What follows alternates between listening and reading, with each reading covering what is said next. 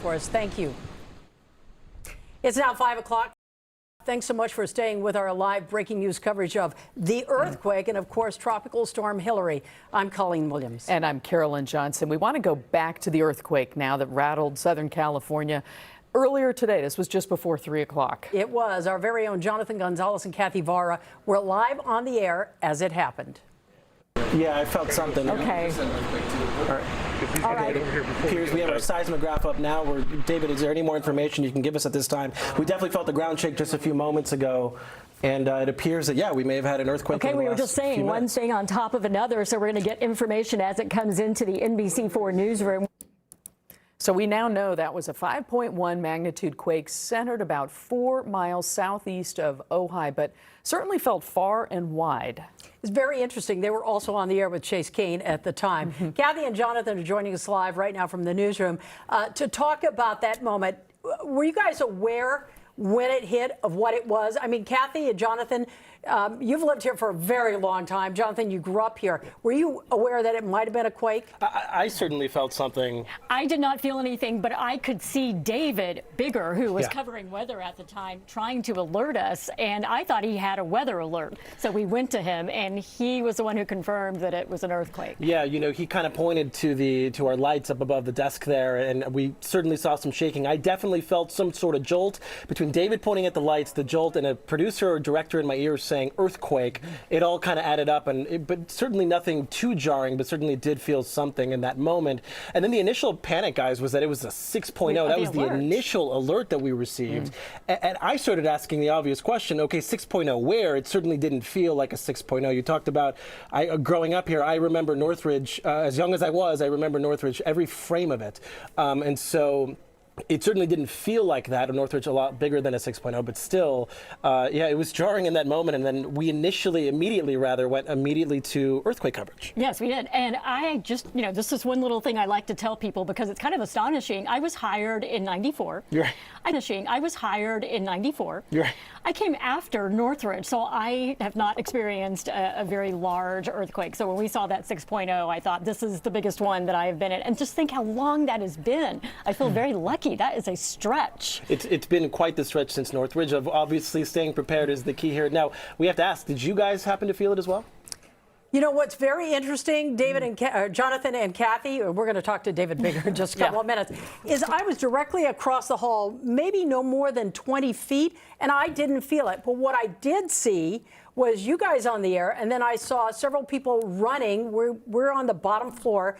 We're basically in a 3-story building here. The bottom floor, some people felt it, and some people did not. A lot of people on the second floor did, but it was very interesting. I wasn't that far away and didn't feel it at all. And I was in the parking garage, didn't feel it at all, but I did get that earthquake emergency warning alert. We want to bring in Dr. Lucy Jones right now. She is joining us to tell us a little bit more about this. And Dr. Jones, we understand that there were a number of smaller earthquakes yesterday in this area. Can you walk us through that? Okay, yeah, there was a small group of earthquakes. It began Saturday morning. The largest was only a 2.5, and there's like a dozen of them spread out over the time before the magnitude 5.1 happened. And, you know, that's a relatively common feature. You know, we call them foreshocks. There's nothing about them that look different from any other earthquake, so it doesn't help us really in predicting them. And we're also seeing a lot of aftershocks to this earthquake as well. That part we can predict. They will continue. People will be feeling some more threes, but they're already starting to die off. Dr. Jones, you're talking about all those aftershocks at this point. A lot of people would look at this and say, is that sort of a precursor of more to come? No, what we can say is that when you have a lot of earthquakes, you can have a lot of earthquakes. So when the aftershock, we always see aftershocks. And each sequence is different, but it follows a very predictable decay pattern. So when we have a lot of aftershocks in the first hour, like we see here, we know that the overall total number of aftershocks are going to continue to be on the high side. that doesn't say they don't die off. They're still dying off, but there will be more magnitude 3s, I'm reasonably certain. Dr. Jones, we appreciate your insight. We want to get right to Governor Gavin Newsom with our Robert Kubasik. We'll be going up to Ventura County, learning a little bit more. The original assessment is not major damage, but I don't believe that at the moment until I see it. And then we'll continue to be around all week to make sure the recovery is going along well. So you're going to start in the Inland Empire, then go up to Ventura and check on that. Most of our focus right now, it's not exclusive. Obviously, the coast is of concern, but with outstanding leadership out here on the coast, I'm worried about some of the more rural and remote areas in the eastern part of the state, some of the more mountainous regions where people could be trapped, where there could be debris concerns. So that's where we're focusing a little bit more of our extra energy, and that's where I've been traveling mostly, eastern part of the state. What do you learn? California hasn't been through this before. Why was it so important for you as officials to? It just, look, you don't know what you don't know, and when you're experiencing something we've not experienced in our lifetime, once in modern history, you got to be vigilant and be prepared. You got to make sure everyone's not needing or wanting. And what I've found just been remarkable so far, everywhere I've gone, just the comedy in terms of the engagement and the support everybody's feeling. And when the president called, I said, we want for nothing. FEMA's been there. You guys took this seriously the last few days. And I think, look, the images coming from that gave us the opportunity to get ahead of this in the last few days, and it's paying dividends. But I know what happens when all the cameras go away in the next few days when it's sunny, but people aren't necessarily feeling so sunny because things don't seem back to normal. That's the role and responsibility to make sure we get people back to normal. To clarify, President Biden called you post-earthquake, or He just called me just right before the earthquake, ironically, not knowing there was an earthquake pending. Just checked in and comparing our notes as it relates to the mutual aid we're providing the folks out of Maui, but making sure that we didn't need, that there was no resources that we needed before he left to Hawaii. And your initial reports from Ventura County there are no significant damages to report or injuries? We had OES folks out there doing a little aerial oversight. I just talked to the sheriff, talked to his colleagues over there. That's the initial. But again, this is, look, I mean, we had the original app showed it was a 6.0 on the app, and then it obviously went down to 5.1. So that's why I think it's important to get up there and to make sure everybody's safe and make sure these aftershocks, which also can shock the conscience, people just feeling that stress and anxiety, make sure people are okay. Pets are also an issue. It's always an issue, and making sure the shelters are ready for that as well. Governor, we're live on NBC right now. What is your message tonight to the people of Southern California dealing with not one but two natural disasters? A stacking of stress after a few years of deep stress and anxiety, and just hang in there. It's a remarkably resilient state, a remarkably resilient region. Here's the good news. This storm is passing through. It's not like those storms in December and January and February and March, and we're going to get through it. You got outstanding local leadership, but the only way we get through it safely is you take seriously the local warnings. Listen to the local experts. Take care of yourself. This thing will pass. By this time tomorrow night, we'll be in a completely different place. Governor Gavin Newsom, thank you very much. Again, riding out the storm here in Southern California with us, and you'll keep us updated on what you learned tonight in Ventura County. Absolutely. As well. Obligation, okay. Absolutely. Earthquakes, tornadoes, lightning, and tropical storms. But to the IE you go right now? Yeah, heading up there. All right, sir. Thank you very much. Thank you. Carolyn and Colleen, are you going to stay with me for a second here? Yes, Robert. I believe you guys are staying with me. Okay. Well, this is an embarrassment of riches. So let's going to come over here, and we've got a number of people we want to speak to this evening. We have not heard from our law enforcement chiefs. This is Sheriff Luna standing there, and this is Chief Michael Moore. And of course, we're going to just walk right on over and talk to you both. Gentlemen, thank you. We did not hear from you at the news conference. Sheriff Luna, I want to start with you. Janice Hahn, Supervisor Hahn, brought up Catalina Island. That slice of paradise right now sitting in the middle of harm's way. We understand the last boat has left Catalina. What can you tell us about the status right there? We're making sure that our priority is that everybody on that island is okay. So what we did in the last couple of days in our planning and preparation process, we took our existing resources and we times 6 or 7 them. So we have additional resources that are making sure that we're providing adequate resources. We started started out with an evacuation advisory to many members on the island to try and get as many as we could off.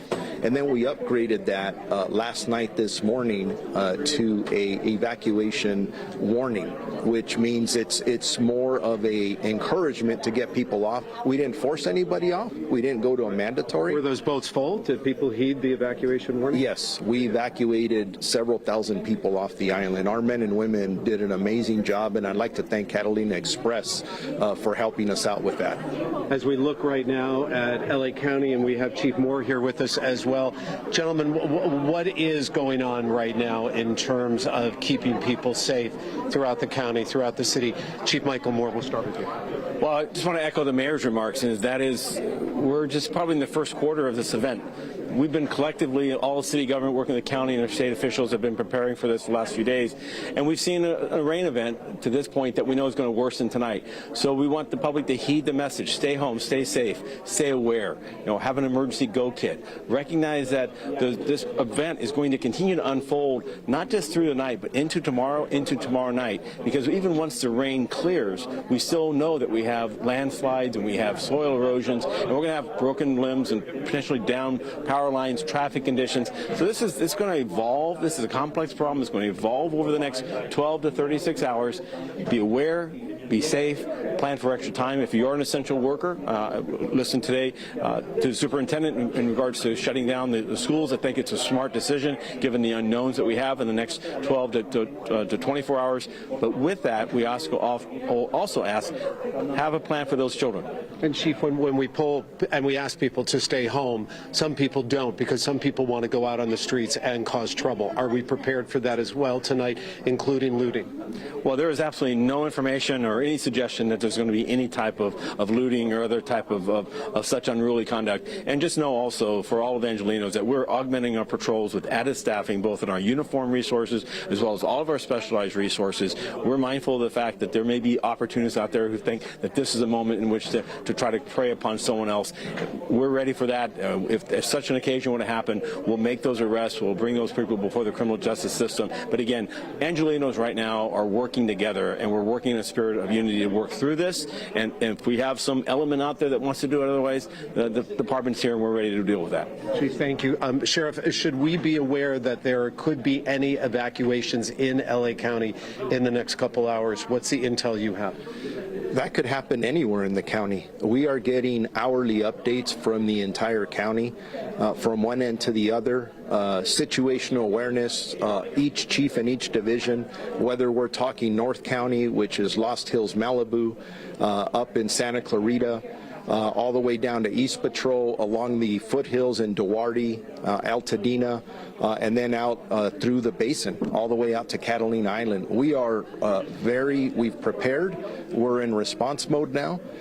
We will see what the next several hours bring us, but working in partnership with everybody you saw here, you've heard it over and over, we're prepared. The governor's here.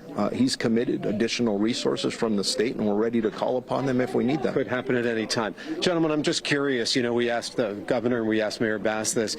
Where were you when the earthquake hit, and did you have that similar reaction? You got to be kidding me. I was driving from one location to the other, and actually Chief Moore and I talked on the phone, and I think our statement to each other was, should we be en route to church instead of the Emergency Operations Center? But at the end of the day, you know what? We prepare for this. Our people train, they prepare, they plan, and at the end of the day, it's showtime, and we are out here responding, and our men and women, all of our men and women are doing an amazing job today. You sending people up to Ventura?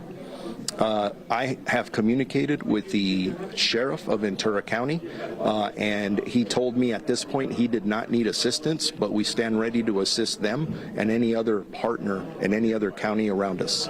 Chief Moore, how about you? Where were you when the earthquake hit and you didn't get to church? Well, I got my shake alert. Was in the middle of a phone call with another colleague about kind of situational awareness, and the shake alert went off, and a moment later is when it hit, and we were just arriving here at the EOC. What I'm proud about is we walk in, and this is As I said this morning, there's no better place in the world that has better trained, better equipped, and better prepared individuals as emergency first responders, and really as an entire city family. We just rolled right into it. As the mayor said, you roll the punches. Okay, let's identify our windshield survey. Let's do an assessment of our communications, our critical infrastructure. Just keep moving ahead of the program, ahead of the problem. As we have been talking about, and Jeremy's going to show you that board right there, EOC level 2 activation is where we are right now. Level 2. Chief Crowley of the LAFD said it is possible we go down to 1. Gentlemen, what does that mean for you if that does in fact happen, though it's a very small chance? So first of all, we want Angelenos to have to remain calm and to remain confident that we are prepared for any eventuality. Now, level 1, 2, or 3 is simply the segregation of task and complexity of a problem. A level 1 problem would mean that an earthquake of 6.0 or say higher stature here in Los Angeles. Right. So we not only have a rain event, but we also now are dealing with some catastrophic failures of our infrastructure and roadways.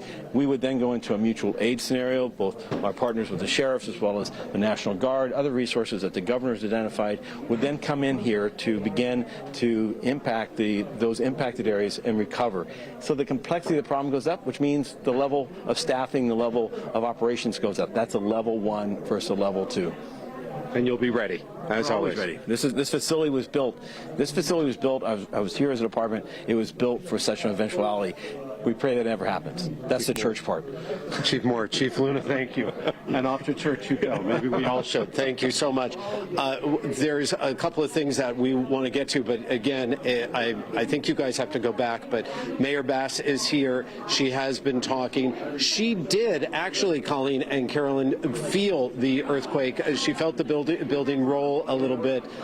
And as far as Governor Newsom was concerned, when you asked him about where he was actually in the IE. He was talking to people in San Bernardino and then going over to Riverside. He said he got the alert and he was like, I just am braced for anything. And of course, we are braced for anything.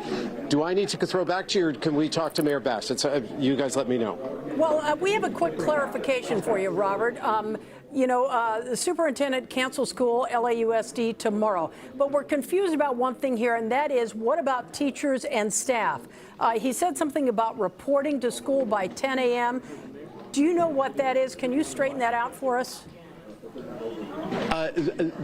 As far as what we know, a school is canceled for tomorrow. He believes charter schools will follow that plan.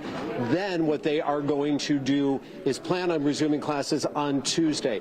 Teachers and staff, he understands, have to come from probably areas that they don't live very close to those schools. So they are not going to school as well. They are going to enact the learning plans that happened during the pandemic. So that's a possibility as well. Colleen and Carolyn, I can hear you. So if you have anything you would like to ask Mayor Bass, thank you so much for joining us. Of course. Okay. Are you exhausted yet? Well, you know what? No, I'm not exhausted. I don't have the time or the privilege to be exhausted. As long as Los Angeles faces this emergency, I'll be ready to perform. I got to ask you again. You must have thought, this can't be happening when you heard about the earthquake. Well, exactly. I mean, it was kind of ironic because, of course, in many ways, we were kind of joking about that. I mean, what could hit Los Angeles next? An earthquake? And there you go. You have an incredible team in place, but right now we are in the thick of it. We are. What are you hearing right now from the streets of Los Angeles, and how are we doing? Well, you know what? I think for the most part, people are listening. People are taking it serious. My only concern is that if you're in a neighborhood where the rain has not been bad, you might think your neighborhood is not going to be hit. But we know that the worst of the rain is yet to come, and it might hit your neighborhood, which is why we want everybody to please stay home. If you don't have to go anywhere, please don't go. Well, that is perfect advice there, Colleen. If you don't have to go anywhere, don't. We are really in the thick of the storm right now. Yeah, we're going to throw it over to meteorologist David Bigger right now. David, it has moved ashore, and I see all that yellow and orange behind you right now. Yes, and actually, I'm going to step off right now because I just saw a brand new flash flood warning come down for parts of the Inland Empire. Let me get the timing of that for you. So it's the areas including Ontario and Riverside. This just came out. It is up until 8:30 this evening. So This is essentially what we're dealing with, is because we're still seeing some very intense rainfall across the region, and it is continuing to just dump on top of areas that have already seen rainfall. We are continuing to see flooding concerns. So again, this includes the northern sections of the Inland Empire. So Ontario Riverside, portions of San Bernardino. We're probably talking about Rialto, Fontana. We're also talking about areas leading into the Cajon Pass, maybe down about as far south as Corona. So any of those areas, if you just heard your city name, San Antonio Heights as well, just keep in mind we're likely seeing a lot of flooding on the roadways right now, and we are concerned about some potential flooding issues along some creeks and streams as well. Now, wide view of radar, you can see that we've got heavy rain over the mountain spots, still seeing heavy rain over some sections of the Inland Empire, as I just mentioned. We're still seeing some heavy rain over the Santa Ana Mountains, but Ventura County has really caught our attention here. Melissa and I were just talking about this, and we're seeing some pretty good rainfall across a good section of Ventura County. So this is where our storm ranger is. It's near Simi Valley. Showing a lot of this yellow and orange indication of some heavier spots of rain, and that did actually end up generating a flash flood warning. So this includes the Santa Clara River Valley and actually extends all the way out to Ojai as well. So if you're in Ojai, Santa Paula, Fillmore, Piru, anywhere along 126 essentially, and areas into the foothill locations, you are under a flash flood warning until 7:45 tonight. And we are very concerned about how quickly we can see rising rivers and creek levels. Keep in mind the Santa Clara River typically doesn't really have a lot of water flowing through it. Suddenly that can rise. So just stay away from the water, try to move away from any flooding, and a reminder not to drive through any flooded roadways. We've had instances over the winter through some of these areas here along 126 of mudslides. I would be watching very closely for that. Also, we are always concerned, again, with water covering the roadway. We could end up with maybe a sinkhole underneath it that you don't see, or maybe the roadway has washed away and it may not be obvious because of the muddy floodwaters. You try to drive through that and then all of a sudden you're in trouble. Let's back out the view here a little bit so we could talk about some additional flash flood warnings that have been up for a while. This southern LA County one that includes the Basin, the San Gabriel Valley, San Fernando Valley, and the coastal areas, that's also up until 7:45 this evening. We are still seeing a lot of flooding on the roadways out there. So again, just do not drive through flooding. For the Antelope Valley into portions of, so like for Lancaster, we're also talking about the LA County Mountains, the Santa Clarita Valley, this is under a flash flood warning until about 6:30 this evening. And so again, here's that new flash flood warning that we were talking about for the Inland Empire, another good perspective of it. I wanted to zoom in on the IE a little bit closer. So San Bernardino, you can see, is included within this warning. It's just extending to the south of Crestline. You see some heavy rain working up through the Cajon Pass right now. We have more spots of heavy rain to the south. We also have this flash flood warning, but we'll get to that in just a second. Here's the Coachella Valley. We have a flash flood warning until 7 o'clock this evening. Chase Kane, one of our reporters out there in the Coachella Valley, has been showing some of the issues around Palm Springs. We're still seeing some flooding rainfall in the area, and the rain is going to continue for the next couple of hours. And we also have this flash flood warning. This includes the San Bernardino Mountains extending all the way down to just about the Banning Pass, which is right through this area here. Here's Interstate 10, for example. And so we have been concerned about the potential for any mudslides and debris flows coming off of some of the burn scars we have there. El Dorado Fire burn scar, Apple Fire burn scar, for example. So we'll be watching those areas very closely. Here's some of the rain totals we've had since midnight. Very impressive. Almost 2 inches of rainfall for Van Nuys. Downtown LA, we've already set a record for today where we've almost had 1.5 inches of rain. LAX 1.25. Look at Avalon, Catalina, 3 inches of rainfall so far. But if you look across the high desert, you'll notice a large area of this pink coloring here. We're in the 2 to almost 3 inch category. Palmdale, 2.6 inches of rain. Edwards Air Force Base, almost 2 inches of rain. And about 2 inches of rain for Lancaster. One final note before I go back to you guys. I wanted to talk a bit about the timing of the winds for today. Winds are still looking almost like a Santa Ana event right now. You can see a little bit of an offshore breeze currently, where we have Malibu looking at some gusts around 6 o'clock this evening, almost around 30 miles an hour. But notice the wind direction for the Inland Empire at this point, because we are still seeing that kind of swirling of the wind. So southerly winds coming in through the Inland Empire, and we could see some strong gusts as we get into the overnight hours. hours. This is 8, 9 o'clock this evening. A good section of the IE looking at the potential for maybe 30 to 40 mile per hour wind gusts. Some strong gusts coming off the mountain spots into the high desert as well. And it looks like this could continue into the morning hours. This is 2 o'clock in the morning, for example. And you can see that we're looking at very strong winds around Victorville. And we're also looking at those gusts starting to taper off across portions of the Inland Empire into Orange County. So this is kind of the stuff that we're tracking right now and that we're going to keep our eye on as we go through the next couple of hours here. But we are continuing to watch any flash flood warnings as they might pop up around the region. That's the latest on what we have so far, but I'll go ahead and send it back over to you guys. Thank you for that. And you mentioned Long Beach. We're looking at the wind gusts there up to 24 miles an hour. NBC4's Lolita Lopez is live right now in Long Beach to talk about some of the things that they did early on to prevent flooding there. Lolita. Yeah, and Colleen and Carolyn, that are still continuing to happen now. We're going to get to the berms in a second, but I want to show you behind me. It seems like kind of an event here on the beach here in Long Beach. You have people not only on the sides here on the shore, but also in the water. Take a look.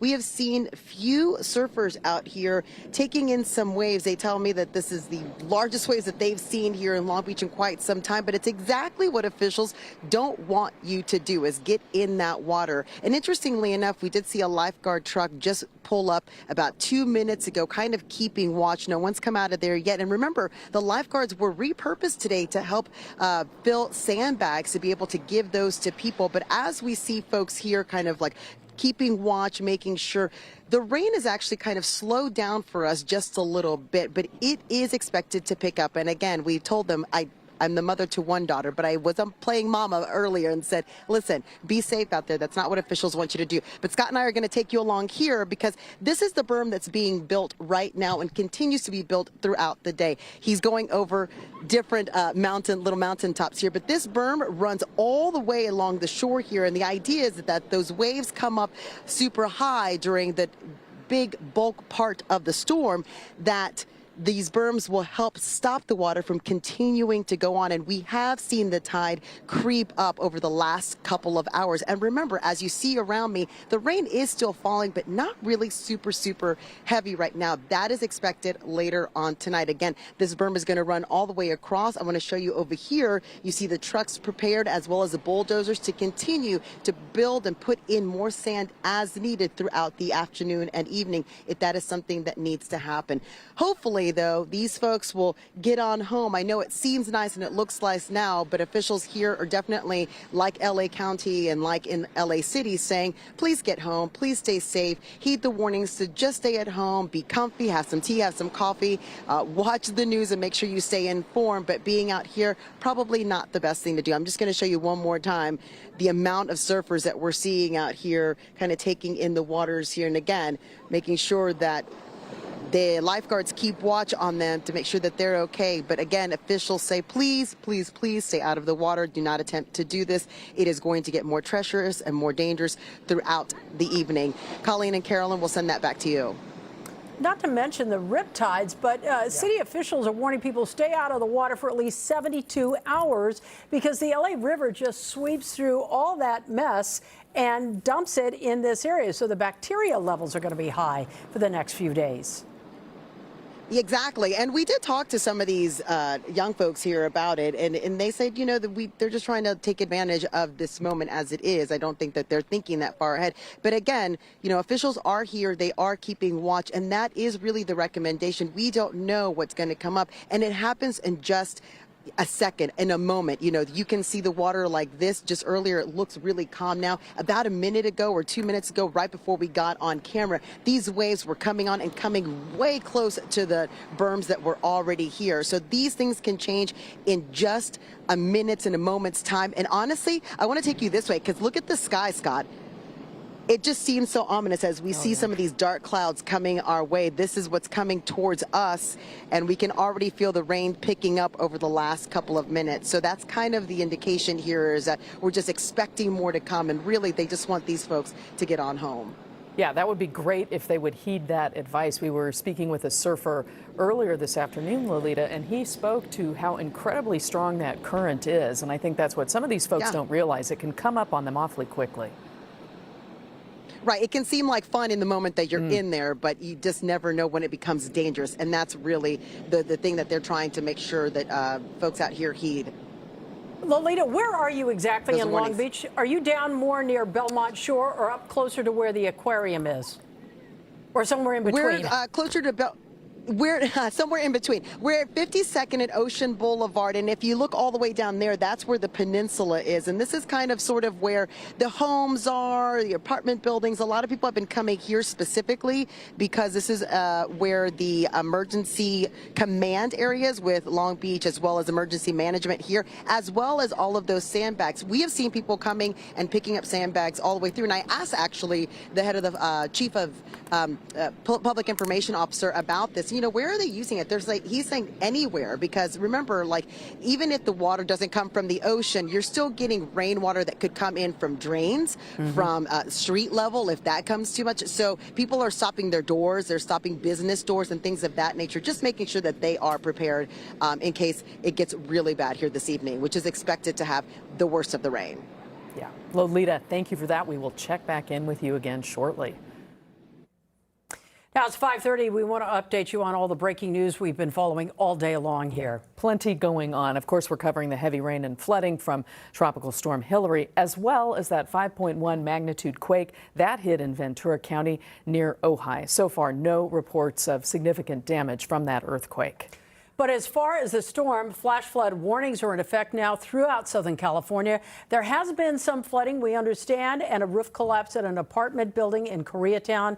If you have an issue for the city, you need to call 311. For the county, the number is 211. LAUSD Superintendent Carvalho has announced that all schools in the LAUSD will be closed district-wide tomorrow.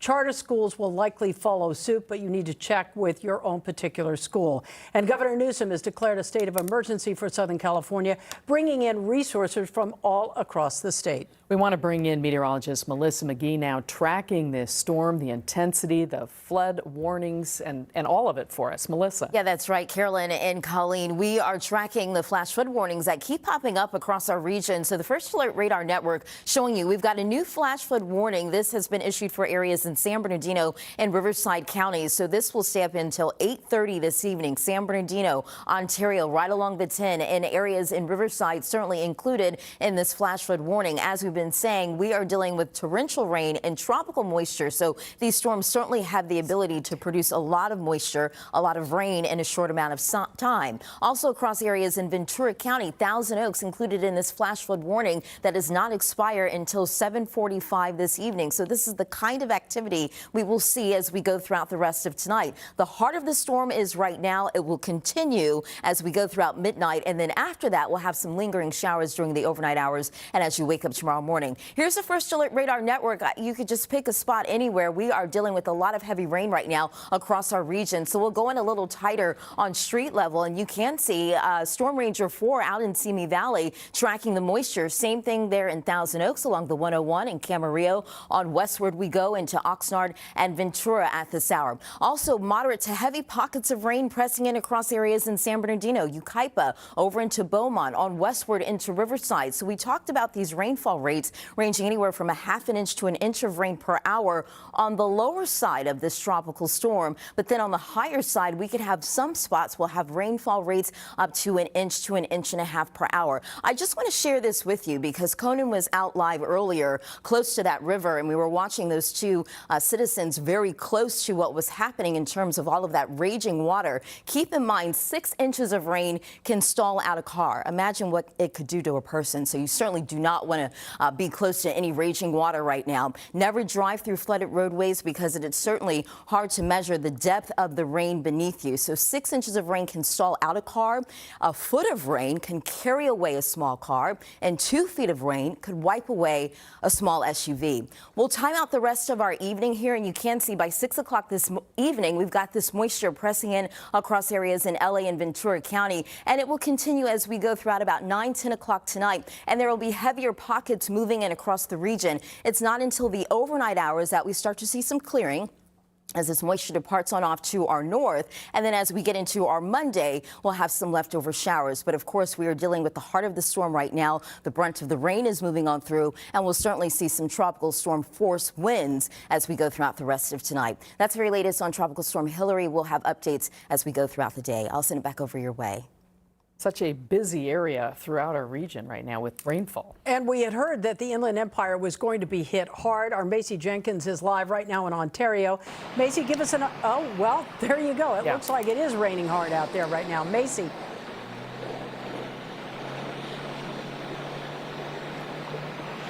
All right, guys, and of course, I'm losing audio right now at the moment, but let's take a look at what we're looking at here. I'm in Ontario, and this is San Antonio. Now, we were just a few blocks north of Highway 60, and we decided to come a little bit north of that. Excuse me, we were near Highway 60. We decided to come a little north of Highway 60 so you could see what we were looking at. All of this water that is rushing down south from the mountains, this is all creating somewhat of a wave here. And as cars are going through this, obviously it's hard to see, right? It's dark in this area. You can't really see the bottom of it. It's difficult for the cars to really understand just how difficult it is going to be driving in this. Obviously, this entire sidewalk is covered in water here. It's coming up past my feet, up to my ankles here. I'm going to step out of the way and let my photographer zoom in across the street. We were checking out these mailboxes. You can see how the water is rushing past them. And then if you walk with me over here, Mike, you can see that it's coming up right up to this car. And the water is rushing almost, you know, to the front grill and going underneath it. Now, I did talk to the San Bernardino County Fire Department, and they told me just a few moments ago that they are dealing with a lot of traffic collisions. Obviously, people are not understanding how difficult it is to drive in water like this. They also did two swift water rescues, one in Devore and one in Joshua Tree, and one person was actually transported to the hospital. So they are hard at work trying to make sure that all of the people out here are safe. But just take a look at how quickly the water is rushing down this street. The message, of course, that we keep telling you, we keep hearing from first responders is don't come out looking for all of this damage, or I'll use air quotes, all of the things that are happening out here. Stay at home, stay safe. You don't know how difficult it is going to be navigating the water out here on the road. I'm going to send it back to you, Colleen and Carolyn. All right, Macy, thank you. As you can see, there is a lot of flooding, a lot of standing water out there. Road crews really have their work cut out for them today. When I was driving in today, I saw Caltrans putting out cones on the freeways. Obviously, everybody, all hands on deck here. Yeah, indeed. And of course, the LA River is raging right now. We want to get back to Conan Nolan. He is live for us in the Elysian Valley with the latest there. Conan. That's right. So keep in mind the Los Angeles County Flood Control District. They have 3,000 miles of underground storm drains. This is one of them. And just a little while ago, it was a torrent. It slowed down a little bit, but we'll see more. This makes its way, as do hundreds of others, into the Los Angeles River. This water is controlled, of course, at the Sepulveda Basin and the Sepulveda Dam. We see a tremendous amount a tremendous velocity of the water. It comes and goes a little bit. As we've said before, the fact that we're expecting still more and severe rain over the next several hours means you got to get the water you have right now out, and that's what's happening. Now, we had a couple of interesting points here, I think, in the last hour. You saw that there are some people that are making their way out here. They pretty much have left. Although I see the one individual over there, they're taking photographs and they're getting way too close to the water. The fact is, we can talk about the emergency command center, for example, how they're responsible for the response to this natural disaster potentially. The fact remains that people have to be responsible for their own safety, and that's what this is about. Don't get near the water. We've seen several people actually leave the bike path here and make their way up until the water's edge. Doesn't take much for them to enter the water, and then boom. Not only will you be rapidly taken down the river towards San Pedro, but there's enough debris in the water that it will cut you to pieces as you're making your way there. And then, of course, LA City search and rescue, that is Swiftwater team, will have to be dispatched. They don't go to where the person went in. They try to figure out where the person has made their way, how far, how fast. We saw that just a little while ago here at Fletcher Drive at the river, where there was a report of a person in the water, and they tried to figure out, based on where the report was, where they would end up seeing that person. They didn't find anybody. So far, the system has worked. Again, 3,000 of these, 3,000 miles of storm drains. They are used, they have to be cleaned out. They're used in conjunction with the effort to get the water out of the San Gabriel Valley through the San Gabriel River, then of course the Santa Ana River in Riverside County and San Bernardino County. But here, LA County, the 55-mile Los Angeles River, it is the main infrastructure of making sure that this flood controls a flood. And so far it has worked, but again, we're expecting far more water and far greater velocity in the hours to come. Back to you. Conan, thank you for that. You can see the ferocity of the water moving through here right now, and as Conan mentioned, the worst is likely yet to come there.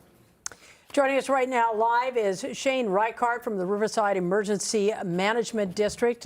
Shane, thank you so much for your time. Can you give us an update on how the IE looks right now in terms of response, specifically Riverside County? Well, it's been raining all day. We're starting to see those heavier rains coming in, and specifically in our Coachella Valley is where we're seeing some of the impacts. We're seeing everything from flooded roadways to down power lines. That's something that we normally see, but we're certainly starting to see more of it as this storm comes in, and we're cautiously optimistic that we can continue to manage everything that's going on. We've got resources deployed throughout the areas, and we're looking at this and staying up to date on it. How about rescues? Have you had to initiate any, have you heard about rescues being initiated in your area?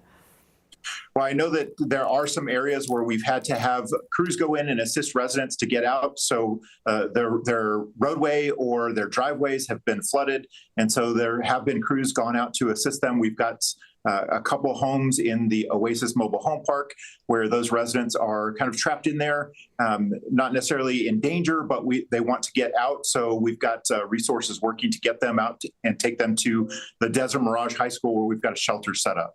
Well, you mentioned the Desert Eisenhower Medical Center. We understand the ER, the emergency room, was flooded there today. What can you tell us about that? Is there another adjacent hospital where people can go? So there are 3 hospitals there in the Coachella Valley, and we did work with our fire department to get pumps out there to be able to pump that out so that they can continue to provide services. So they're still able to take patients in at Eisenhower? The last I heard that, yes, they were still taking patients. The pumps were in place and working to make sure that didn't get any worse. This is an area that we saw several larger fires in the past couple of months. Talk to us a little about the burn scar areas. What's the fear there? Have you had any mud or debris flows? In Riverside County, we do have a couple different burn scars. So Valley area, we do have evacuation warnings in place, as well as the Myas Canyon area has evacuation orders. Additionally, we have the Fairview Fire burn scar. That's in the unincorporated area of Hemet, and we do have evacuation warnings in those areas. What's really important is that residents are ready for evacuations at any moment. And when we call for evacuations, it's because they are in danger. We really want people to get out immediately if evacuation orders are issued. Any other messages you want to get to residents in your community? Well, you're talking about earthquakes, we're talking about storms, we're talking about floods. Preparedness is key. We really want residents to be prepared. If they've got a kit, if they've got a plan, they've got a communications plan, and they're ready to go, they should be prepared for just about everything, from earthquakes to storms to fires, floods, whatever it is. I've got to ask you this question. What went through your mind? You're dealing with the tropical storm Hilary at 2:41 when you heard about an earthquake. Well, I tell people all the time, my career is a disaster, and it's literally one disaster after another. So when we hear stuff like that, that's what emergency managers we're used to dealing with. We talk about, and the way we train is we talk about we're dealing with one emergency and something else happens and we have to switch gears and manage multiple events. So it's just part of the business for us. It's certainly something that the residents, it can certainly shake the residents. And again, that preparedness mindset, making sure that they've got their kit, they've got a plan, will help them be more resilient when stuff like that happens. You mentioned evacuations earlier. Where can people go? Are there shelters set up in Riverside County right now? We're currently operating 2 shelters. One of them is the Banning Community Services Center. That's in the city of Banning, and that is for those in the Apple El Dorado who are currently working with the evacuation warnings and orders. And then we've got in the desert, we've got Desert Mirage High School, and that is for, we had on Friday, we had a microburst. It knocked out 50 power poles, and so we still have 39 residents who are without power. Initially, it was nearly 3,000. And then, as I said, the Oasis Mobile Home Park, we're currently working to get some of their residents over to that evacuation site. Shane Reichart, we do appreciate your time and insight, and we wish you the best going forward here as this storm continues. Thank you. Take care.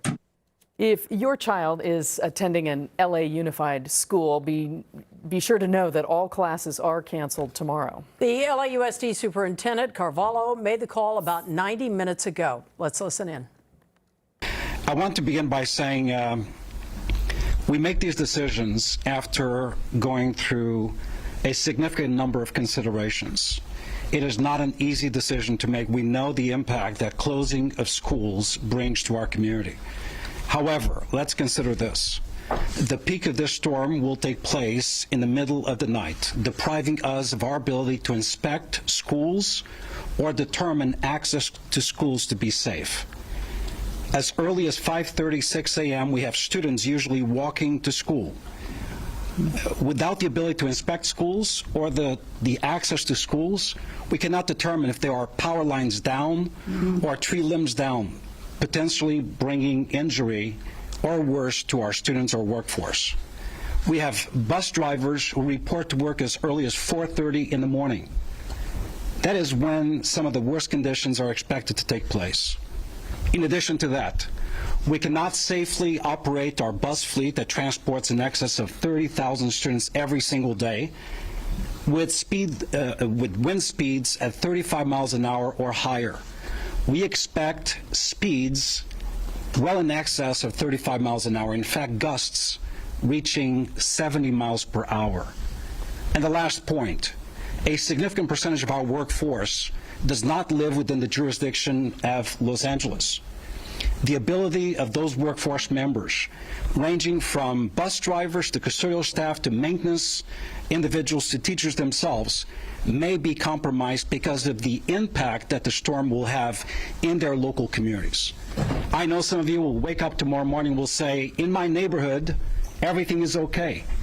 Our school district covers 700 square miles. There will be impact in some areas. We cannot inspect those areas, those schools, or access to the schools. So the prudent thing to do, to avoid harm, injury to any one child or workforce member of LAUSD, is to call off schools for tomorrow. So tomorrow there will be no schools active across Los Angeles Unified, all before and after programming inclusive of athletic activities, as well as third-party entities that hold activities within our schools. Everything will be shut down. We've been told that independent charter schools would follow our course of action. So speaking to the parents of charter school students, those schools will likely be shut down as well. I would urge you to contact the operators of those charter schools. We expect full resumption of all educational services beginning Tuesday morning as scheduled. For tomorrow, we're asking our workforce, particularly certificated leadership at the school sites, principals and assistant principals, as well as maintenance, operation personnel, and custodial staff to report to schools around 10 o'clock in the morning. If you have difficulties leaving your house, accessing the school, contact your supervisor. It is important to determine the viability of those facilities prior to Tuesday. In addition to that, we expect and will be advising our teacher colleagues to load assignments around 10 o'clock in the morning for asynchronous learning opportunities across Los Angeles Unified. We tested our connectivity, our device empowerment, and the operability of our learning management system, Schoology, which students, parents, and teachers got really used to during the pandemic. It is operating at 100%. Materials have been loaded, resources are available. The last point, senior leadership is expected to report both to central office as well as regional offices. If you're not senior leadership and do not receive a call from your senior leader, you are asked to stay home and work from home. 80% of our kids depend on free and reduced lunch programs, which in our district, thanks to the state, we provide for free for every single student. That is why we will be posting online and make available to the media distribution sites for grab-and-go food sometime tomorrow afternoon for the benefit of our communities. Again, we'll wake up tomorrow with some degree of criticism. We stand by our decision. There is no way we can compromise the safety of a single child or an employee, and our inability to survey buildings, our inability to determine access to schools makes it nearly impossible for us to open schools. To reiterate, all schools in the LA Unified School District will be closed tomorrow. Parents and students, though, should be able to log on in the late morning hours to find out what their learning plan is for the day. That term, asynchronous learning, we became so familiar with during the pandemic. That's when teachers will post things and students will conduct that work on their own time. We want to let you know as well, he talked about, the superintendent talked about the timetable on this storm hitting in the middle of the night. This is a very quick moving storm. We've just checked with our meteorologist. It has picked up steam and we're really in the peak of it right now. Let's go to David Bigger and Melissa McGee for more on that. Yeah, that's right, Colleen and Carolyn. We've been talking about that. Initially, when we were tracking this storm in the initial stages, we were talking about how this storm would come in overnight tonight and into tomorrow morning. That is no longer the case. We are dealing with the heaviest of the rain right now and as we go throughout the rest of the nighttime hours. So as the storm changes, the intensity changes and the track of the rain moves in and it changes as well. So that's what we're currently dealing with. Heavy amounts of rain, David, across our region. Yeah, so some really heavy pockets out there, especially across some of our inland spots. We just have been checking radar. We saw new areas popping up. Yeah. So let's get straight to it and show you what we're looking at currently. So this is the First Alert Radar Network, and I'll apologize in advance. The amount of flash flood warnings that we have on here means that you're probably seeing a mess of squiggly green lines all over the place. We're going to try to cover as many warnings as we can, but there are just so many out there currently. Actually, it looks like there might be another one that just popped up, and I'll get to that one in just a second. So first of all, a wide look here. You can see that we've got some very heavy rain pockets out there indicated by the yellow, orange, and red coloring. We've also got some of this darker green. This is an indication of more kind of steady, moderate rainfall. Wanted to zoom in on the IE and show you two spots that we're keeping an eye on. Look at this one from Beaumont extending up along the 10 all the way to Loma Linda, maybe up into San Bernardino as well. Yucaipa, you're going to be next to see some of this. It's a band of very heavy rainfall indicated by that red coloring here. So we're seeing these embedded little cells with very heavy rain. And this is falling in areas that have already seen a lot of rainfall and are already dealing with flash flooding and other drainage issues. As we transition a little bit off to the west here, Chino Hills, Chino, you're likely about to start seeing some very heavy rainfall. This is a little pocket of rain that's crossing the 142 currently. This will also probably be heading very close to La Puente, but might just barely miss it. But again, it's just a sign of these little embedded pockets with some very heavy rainfall. All right, let's transition over to Ventura County. Storm Major 4 is in the Simi Valley area. It's been keeping track of some heavier rainfall. This is a good opportunity for me to just step off the screen for a second because we do have a new flash flood warning. This is for the Ventura County coastal areas. That includes Ventura and Oxnard.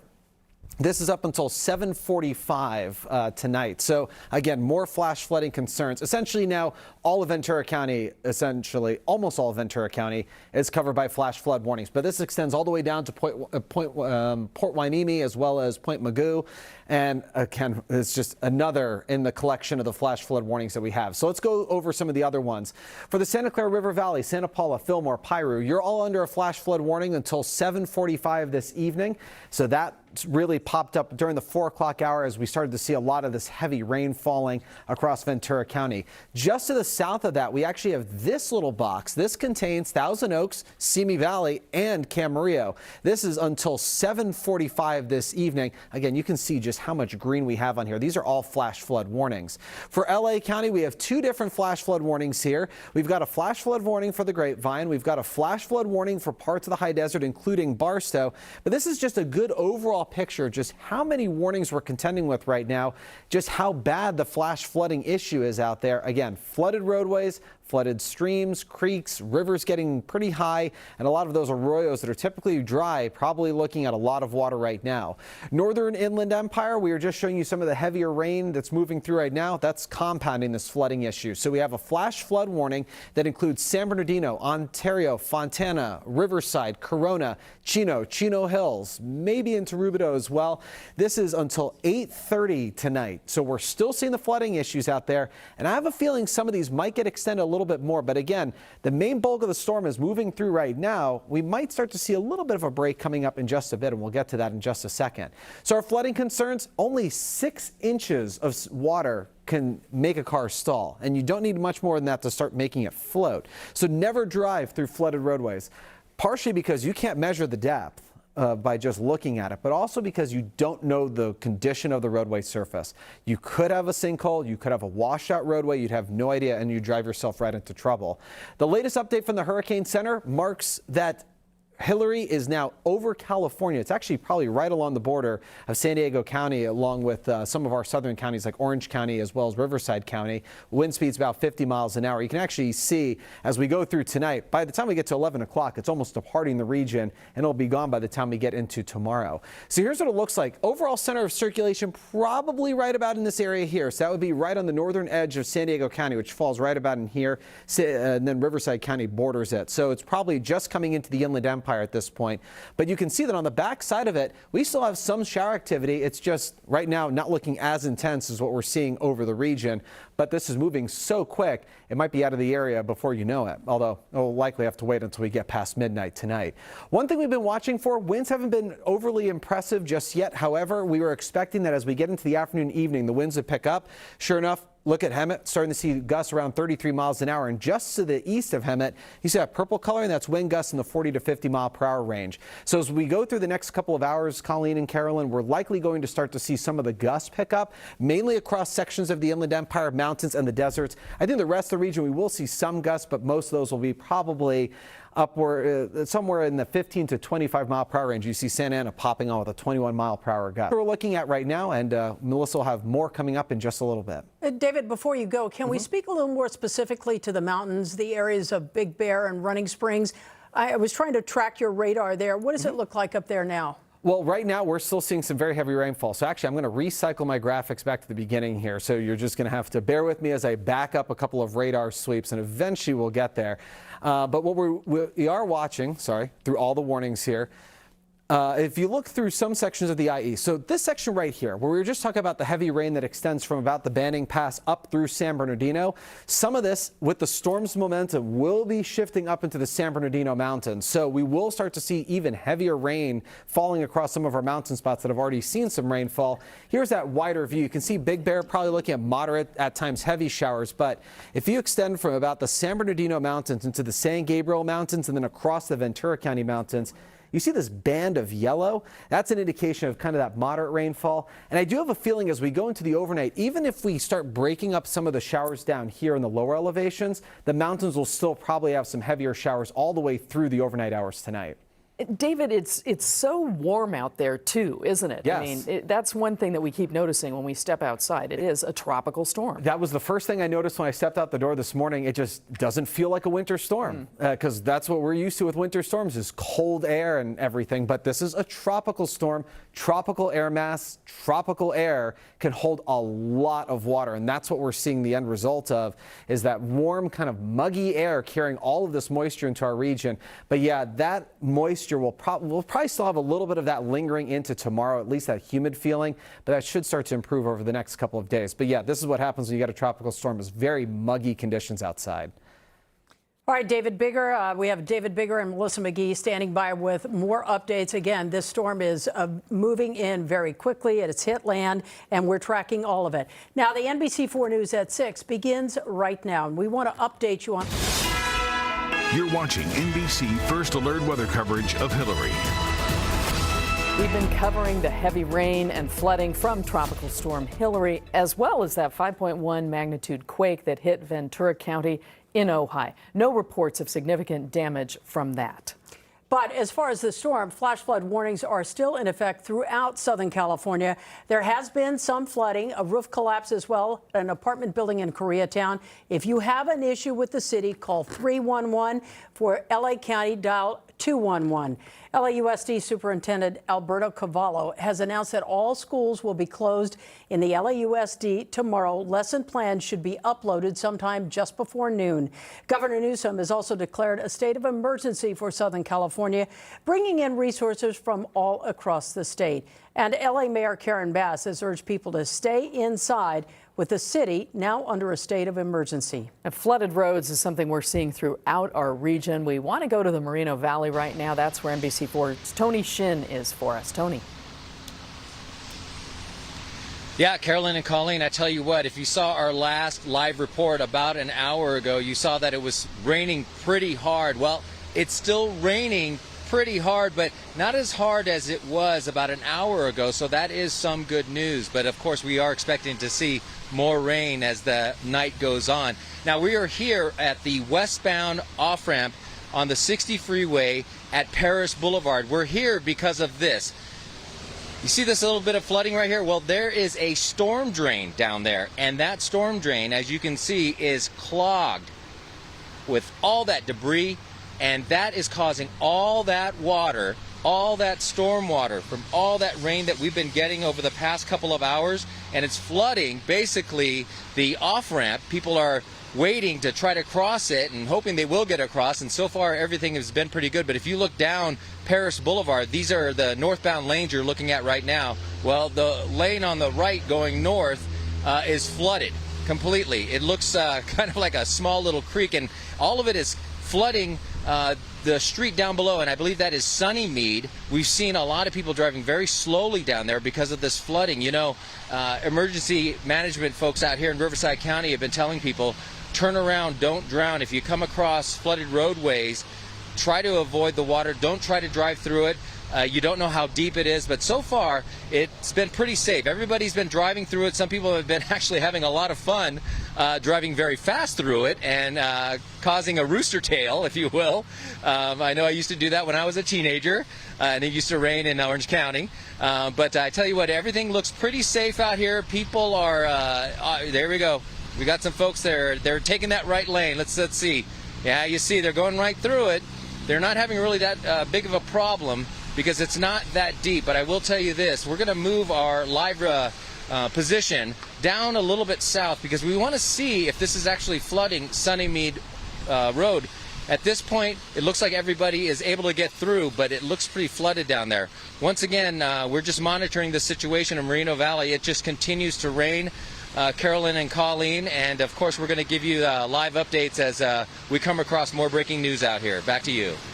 You know, Tony, before you go, we're hearing that Rialto Unified School has closed schools because of the weather tomorrow. I know you're very in tune with social media. You cover this area. Are you hearing about any other school districts yet? Not yet, but I wouldn't be surprised if other school districts in Riverside County, possibly down in the Temecula, Murrieta area where I live, possibly they might be, thinking about safety of kids. I know everybody, Hemet, all those folks, they're number one, safety. At this point, they have to assess the situation. My wife has been texting me constantly saying, it's still raining in Murrieta. It's still raining in Murrieta. She's a substitute teacher, so of course, she has her finger on the pulse of what's happening down there. And so far, she hasn't said anything about at least Murrieta Valley Unified School District. but of course we're keeping a close eye on it. But I tell you what, Riverside County, from what I've seen, and I've started in Murrieta, went out to Hemet, and here I am now with my photographer Ernesto Torres in Moreno Valley, and I would say this is the worst of what I've seen just by traveling in those areas of Riverside County. So hopefully it doesn't get any worse than this, and hopefully Hilary goes away and everything dries out and we can get back to normal. Yeah, that would certainly be nice, Tony. Thank you for that. We should also note, in addition to LAUSD being closed tomorrow, Pasadena Unified also closing schools tomorrow for children. And as Colleen mentioned, the Rialto School District as well. We want to share with you now some images the city of Santa Clarita shared with us, and you can see parts of the road literally buckling here. This is Sand Canyon Road near Soledad Canyon Road. Take a look at this again. I mean, you can just see it's undermined here and just collapsing. Need to use a lot of caution traveling in that area. Boy, you see the power of the water out there. Right now, Macy Jenkins is live in Chino. Macy, can you hear us? I can. Colleen and Carolyn, we've fixed our audio issues. Let me bring you out here to San Antonio Avenue in Chino. Now, what we have just seen is public works crews, along with Chino police, block off this entire intersection and this street that goes underneath the 60 freeway. They've just put up those roadblocks. One of the workers told me they had to because the entire lane is underwater. It is not safe for anyone to drive here. Now, we did see a couple of trucks go through the water. Some of the neighbors are on the sides of the street, and they are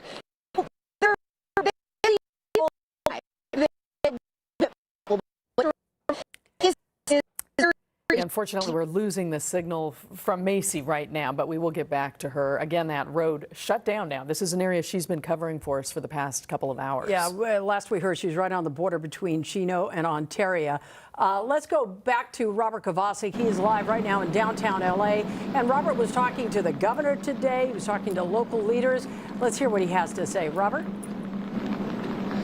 Colleen and Carolyn, on cue, it just started to rain pretty hard here in downtown Los Angeles. We are outside of the Emergency Operations Center, and it was quite a surreal experience this afternoon being here with law enforcement from throughout the city of Los Angeles covering one natural disaster when suddenly another natural disaster is upon us. And that really was a focus for many hours here. But we can tell you this update from the LAFD.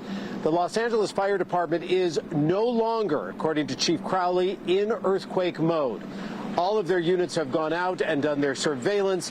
No structural damage here in Los Angeles County to report, and there is no injuries to report as well.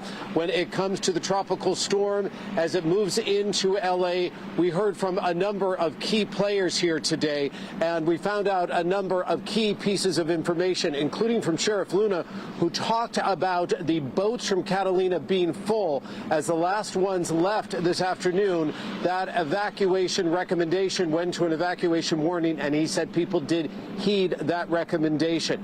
As far as LAUSD, as you touched on at the start of this hour, LAUSD will be closed tomorrow. Carvalho, the superintendent, wanted to make it very clear to parents and to students, even if you wake up tomorrow and it looks like a beautiful day, remember, we have to go and check all of the campuses for damage, and we have staff and personnel that may not be able to get to school because they may face obstructions and obstacles. And then, of course, we spoke one-on-one with the leader of California, Governor Gavin Newsom. Where are you going to be riding out the storm, sir? Well, I think I'll head back towards the Riverside area. We've got the Cal Fire funeral tomorrow morning. The two pilots have lost their lives in the helicopter crash, and probably be going up to Ventura County, learning a little bit more. The original assessment is not major damage, but I don't believe that at the moment until I see it. And then we'll continue to be around all week to make sure the recovery is going along well. start in the Inland Empire, then go up to Ventura and check on that? Most of our focus right now, it's not exclusive. Obviously, the coast is of concern, but with outstanding leadership out here on the coast, I'm worried about some of the more rural and remote areas in the eastern part of the state, some of the more mountainous regions where people could be trapped or there could be debris flow concerns. So that's where we're focusing a little bit more of our extra energy, and that's where I've been traveling mostly, eastern part of the state. What do you learn? California hasn't been through this before. Why was it so important for you and all these officials to? It just, look, you don't know what you don't know, and when you're experiencing something we've not experienced in our lifetime, once in modern history, you got to be vigilant and be prepared. You got to make sure everyone's not needing or wanting. And what I've found just been remarkable so far, everywhere I've gone, just the comedy in terms of the engagement and the support everybody's feeling. And when the president called, I said, we want for nothing. FEMA's been there. You guys took this seriously the last few days. And I think, look, the images coming from that gave us the opportunity to get ahead of this in the last few days, and it's paying dividends. But I know what happens when all the cameras go away in the next few days when it's sunny, but people aren't necessarily feeling so sunny because things don't seem back to normal. That's the role and responsibility to make sure we get people back to normal. To clarify, President Biden called you post-earthquake, or he just called me just right before the earthquake, ironically, not knowing there was an earthquake pending. Just checked in and comparing our notes as it relates to the mutual aid we're providing the folks out in Maui, but making sure that we didn't need, that there was no resources that we needed before he left to Hawaii. And your initial reports from Ventura County there are no significant damages to report or injuries? We had OES folks out there doing a little aerial oversight. I just talked to the sheriff, talked to his colleagues over there. That's the initial. But again, this is, look, I mean, we had the original app showed it was a 6.0 on the app, and that was obviously went down to 5.1. So that's why I think it's important to get up there and to make sure everybody's safe and make sure these aftershocks, which also can shock the conscience, people just feeling that stress and anxiety, make sure people are okay. Pets are also an issue. It's always an issue, and making sure the shelters are ready for that as well. Governor, we're live on NBC right now. What is your message tonight to the people of Southern California dealing with not one but two natural disasters? A stacking of stress after a few years of deep stress and anxiety, and just hang in there. It's a remarkably resilient state, a remarkably resilient region. Here's the good news. This storm is passing through. It's not like those storms in December and January and February and March, and we're going to get through it. You got outstanding local leadership, but the only way we get through it safely is you take seriously the local warnings. Listen to the local experts. Take care of yourself. This thing will pass. By this time tomorrow night, we'll be in a completely different place. And with that, Governor Gavin Newsom headed to Riverside, telling NBC4 that after Riverside, he will go up to Ventura to make sure that those reports are true and that there is no significant damage or injuries. Want to leave you right now, Colleen and Carolyn, with the promising developments out of the city of Los Angeles. From what the LAFD tells us at the beginning of this hour, no real damage to talk about. A couple of downed trees, one in Westwood, one in Sherman Oaks. They had a little minor problem in Koreatown in an apartment building. They thought it was a partial roof collapse. Turned out to just be a leak. And so far, the Sepulveda Basin is flooded, but that is to be expected when we have any rain of significance. And as the rain continues to fall tonight, it was up to Mayor Karen Bass to basically reiterate what every elected official has told us over and over again. In these next coming hours, just play it smart and stay home. And right here outside of the Emergency Operations Center for the City of Los Angeles, we remain on level 2 activation. Level 2 of activation. We do not go to level 1 activation unless things intensify and things get very serious. We have not been in level 1 activation in the city of Los Angeles since the start of the global pandemic. We're live here in downtown Los Angeles, where it just keeps raining. I'm Robert Kovacic. Carolyn, Colleen, let's go back to you. All right, Robert, thank you. Very good news about the limited damage around our area. But Robert was talking about the governor is headed to Riverside County right now. The last time we saw any news out of the desert, not that long ago, it was coming down hard. Yeah, and certainly flooding in that area. We want to bring in NBC's Chase King. He is in Rancho Mirage for us with the latest there. Chase. Yeah, David Bigger just a few minutes ago was talking about the winds picking up, and I've been keeping an eye on it. We have pretty consistent 20-mile-an-hour winds. We've had a few wind gusts here of 30 miles an hour, so a big difference in just the last hour. This is Frank Sinatra Drive in Rancho Mirage. This is the Whitewater River, which has come over the top of Frank Sinatra Drive. Water's moving pretty quickly. It's been bringing things with it, washed away from people's homes. There was a propane tank that just washed through here a few moments ago. So, of course, this road is closed. We were just talking about the strong winds. Because of those strong winds, we are now seeing entire trees coming down in the areas. We were driving over to this spot. We shot some video of both flooding in the road. There are a lot of roads here in the Coachella Valley which are closed because they are flooded. There are a lot of other roads which are open but are flooded and are not a good idea to drive through those. But we've seen trees come down. One took out a wall on its way down because obviously the ground is really wet. I mean, there's been more than 2 inches of rain, nearly 3 inches of rain here in the Palm Springs, Coachella Valley area. And so now we're adding the winds on top of it, and that is bringing these trees down. So this is certainly not a time to be out driving around because you're seeing scenes like this, the Whitewater River here on Frank Sinatra Drive over top of the road. So they are urging everyone here in the Coachella Valley to please stay home until this storm passes. Colleen and Carolyn. That's amazing when you look at that. Anybody who's been out in that area knows Frank Sinatra Drive is a major thoroughfare out there. Jace? Yeah, it is. And it's closed. Parts of Highway 111 are closed. I mean, if I just went through road closures here in the Coachella Valley, that would take half an hour. I mean, there are a lot of places that you just can't drive right now. And you're also noticing as we're wrapping up, the winds are picking up again. I mean, we measured a couple of wind gusts above 30 miles an hour. So we're really starting to feel that part of the storm as well. Yeah, we can just see that water raging behind you. Chase, we appreciate the update from the Rancho Mirage area. Let's talk about those winds. Melissa McGee is standing by with more on really the brunt of this storm. Is it over that area now, or is it headed there, Melissa? We are dealing right now, Colleen, with heavy rain across areas in Palm Springs there in Riverside County. I want to show you the First Alert Radar Network. As you can see, we're starting to see the heavier rain bands right now move a little farther to the west. So they're pressing in across areas in San Bernardino County and now shifting back across areas in LA and Ventura counties. But let's go in a little tighter on street level to a couple of spots that we are tracking right now.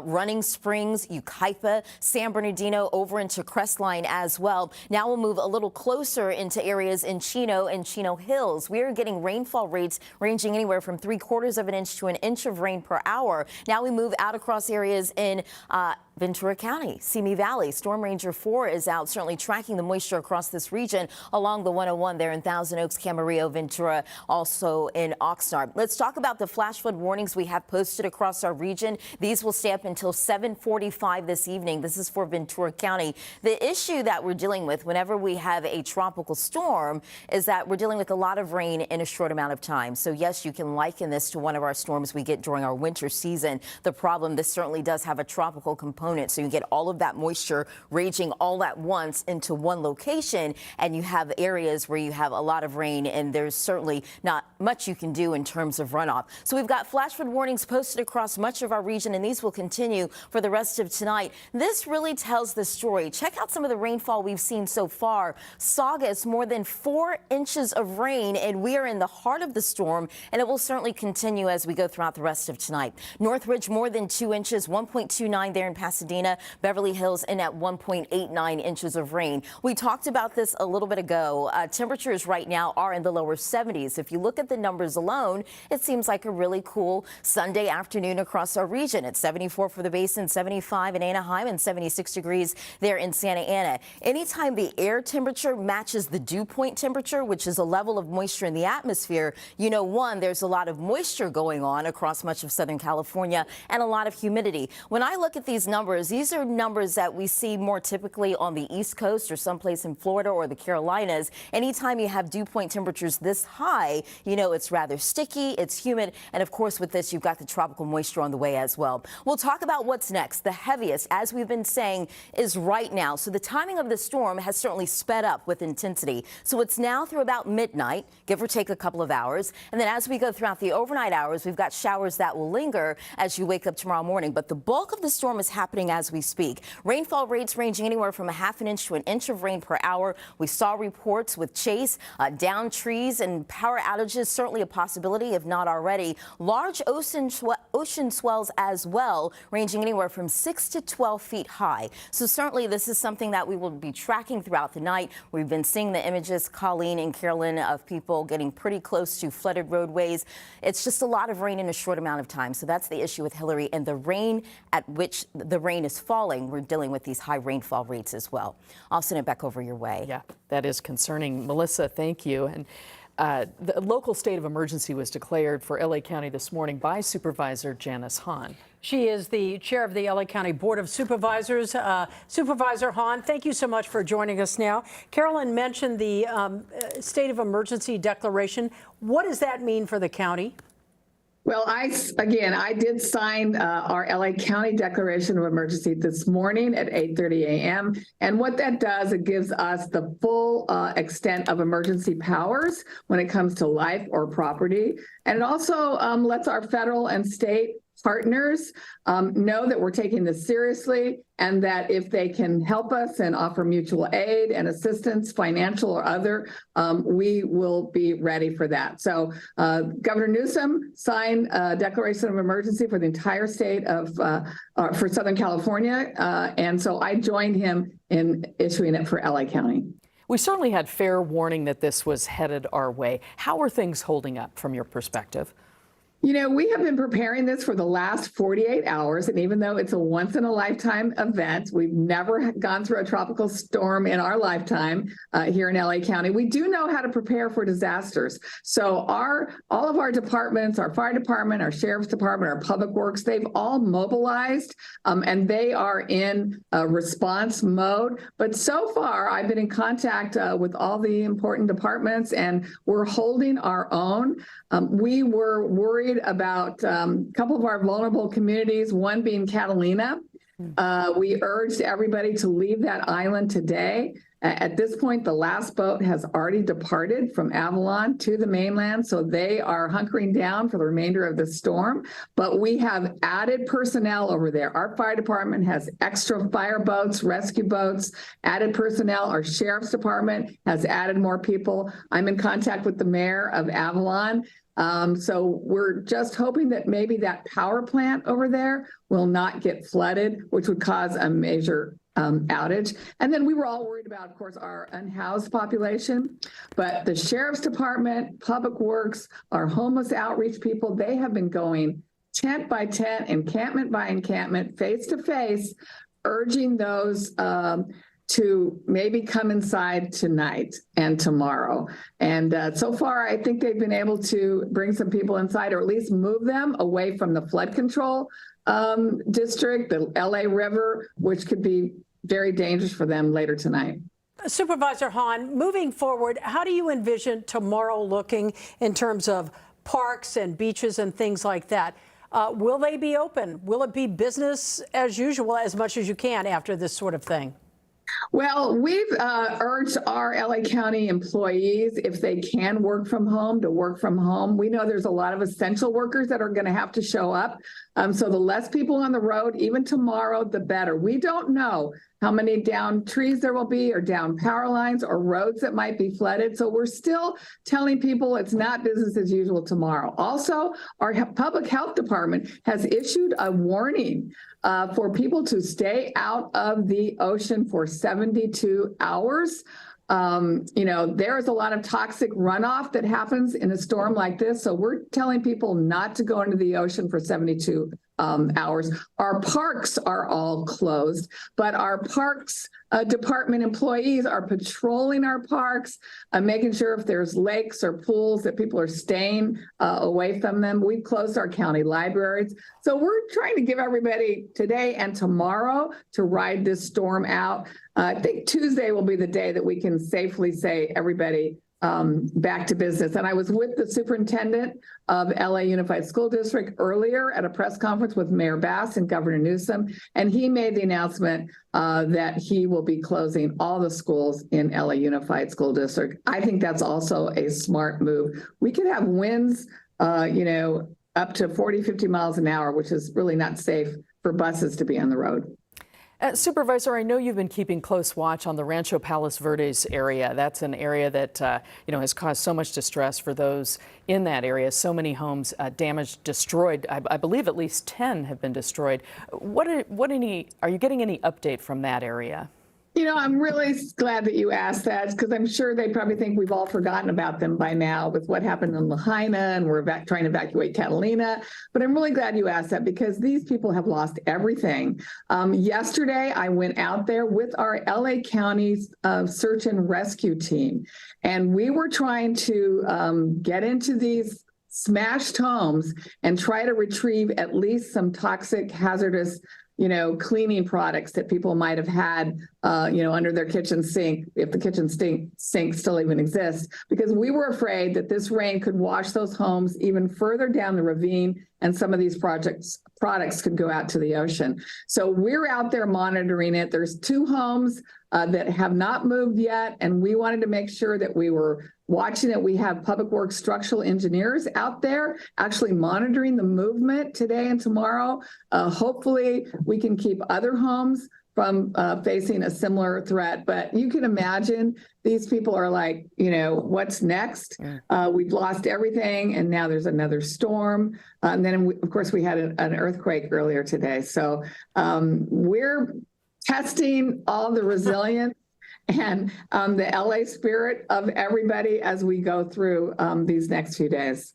Supervisor Hahn, I cannot help but ask you the question, what went through your mind dealing with Hurricane Hilary, knowing what was going down today, and then at 2:41, oh, by the way, we have an earthquake, and initially we thought it was a 6.0.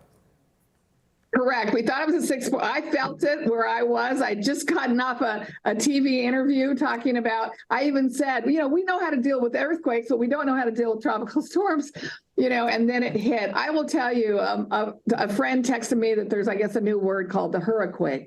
Yes, and it is trending, by the way. Yes, okay. So I kind of was one of those, are you kidding me? This is really happening. But yet the other thing I felt was, well, we couldn't be any more prepared right now. All of our emergency operations centers are open and activated. We have everybody on high alert for the storm. So in one way, it was kind of, the best time to have another emergency, because we're certainly prepared. But yeah, I don't know how much more we're going to be able to withstand. But I do love everybody's spirit. Everybody's, it reminds me, because everybody's helping each other. And even if a city or a county is prepared, it really boils down to neighborhoods, households, people watching out for each other and their neighbors, and everybody staying informed. So the message, whether it's an earthquake or a tropical storm, stay home, stay safe, and stay informed. And we're going to all make this together, and we'll be stronger when we come out on the other side.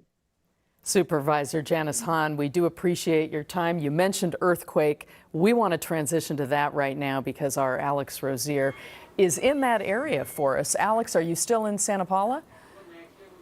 Still in Santa Paula, and I come to you from OK Liquor, a family-owned liquor store. You still see a variety of liquor bottles inside the store right now, but I was able to obtain some surveillance video from the moment that this earthquake happened around 2:40, and I want to show you that right now, because it shows a customer at the counter, and then all of a sudden this 5.0 earthquake starts shaking in Santa Paula. Where we are right now at OK Liquor in Santa Paula is about 6 miles as the crow would fly to Ojai, the epicenter right there. And I want to show you now some of the damage that happened here in this store. I spoke with the owner who told me that it's about 40% of his liquor stock that had gone on the ground, and he captured some of that video right there. But this store is just one of several throughout this town that felt an impact from this 5.0 earthquake. And I'll show you some of those videos, too, because we were just blocks from where we are right now. There's a strip mall and a grocery store. I talked to people at Vons, Dollar Tree. There's a beauty supply store. And we're not talking about significant damage here, but enough to throw some product off the shelves, throw some food off the shelves at the grocery store. Beauty supply product went on the ground, too, and it made for quite the day. And I want to bring in Hugh here because he was at home. I want you to tell me about your experience. But what happened for you today when this hit? I was just playing my games and the earthquake just came through. It was my first time. It was kind of scary. My heart was racing and everything, and I just ran out of the house quick. And how long did it last? And I think it was 30 seconds, not more than that, but it was bad. And your family, what was the reaction to all of this? How did everyone react in a different way? My dad was kind of laughing because I don't know why, but he was just laughing, and my sister and my mom was scared, and we just ran out of the house. Everything was falling, the glass and everything was falling. The cabinets were opening by itself and everything. It was scary, kind of. Aside from the glass, was there any significant damage at your house? Oh, no, just the glass and a painting pot fell off. That's it, nothing else. So we're hearing pretty similar stories here, but I want to walk you outside now because we are in OK Liquor, and I want to step you outside. I'm with photojournalist Tom Bravo, who has been covering news in Southern California for about 4 decades. But I don't think Tommy even has done, I don't know if anyone's lived through something like this, an earthquake and a tropical storm coming through the same day. And you can see some of the water on the streets. You can see that the rainfall continues. We're not seeing the worst of it where they are in Palm Springs and beyond, but they are dealing with quite a bit that is not happening ever here in Southern California. An earthquake and a tropical storm on a Sunday. Quite the story to tell. Carolyn and Colleen, I'll send it back into you. You know, Alex, as we look at your live picture here, I can't help but notice, even for a Sunday at this time, there are very few people out and about there. Yeah, I think the earthquake is enough, and then once you add in a little bit of rain, I think you'll probably just want to lay low because I'm not sure what else can happen here today. They've seen quite a bit, but the few cars that are out here, at least on the main section of the roadway, it seems to be okay. They're driving along okay, but I think it's a great day to stay inside and deal with it that way. I'm not trying to encourage people, but are businesses open there in this?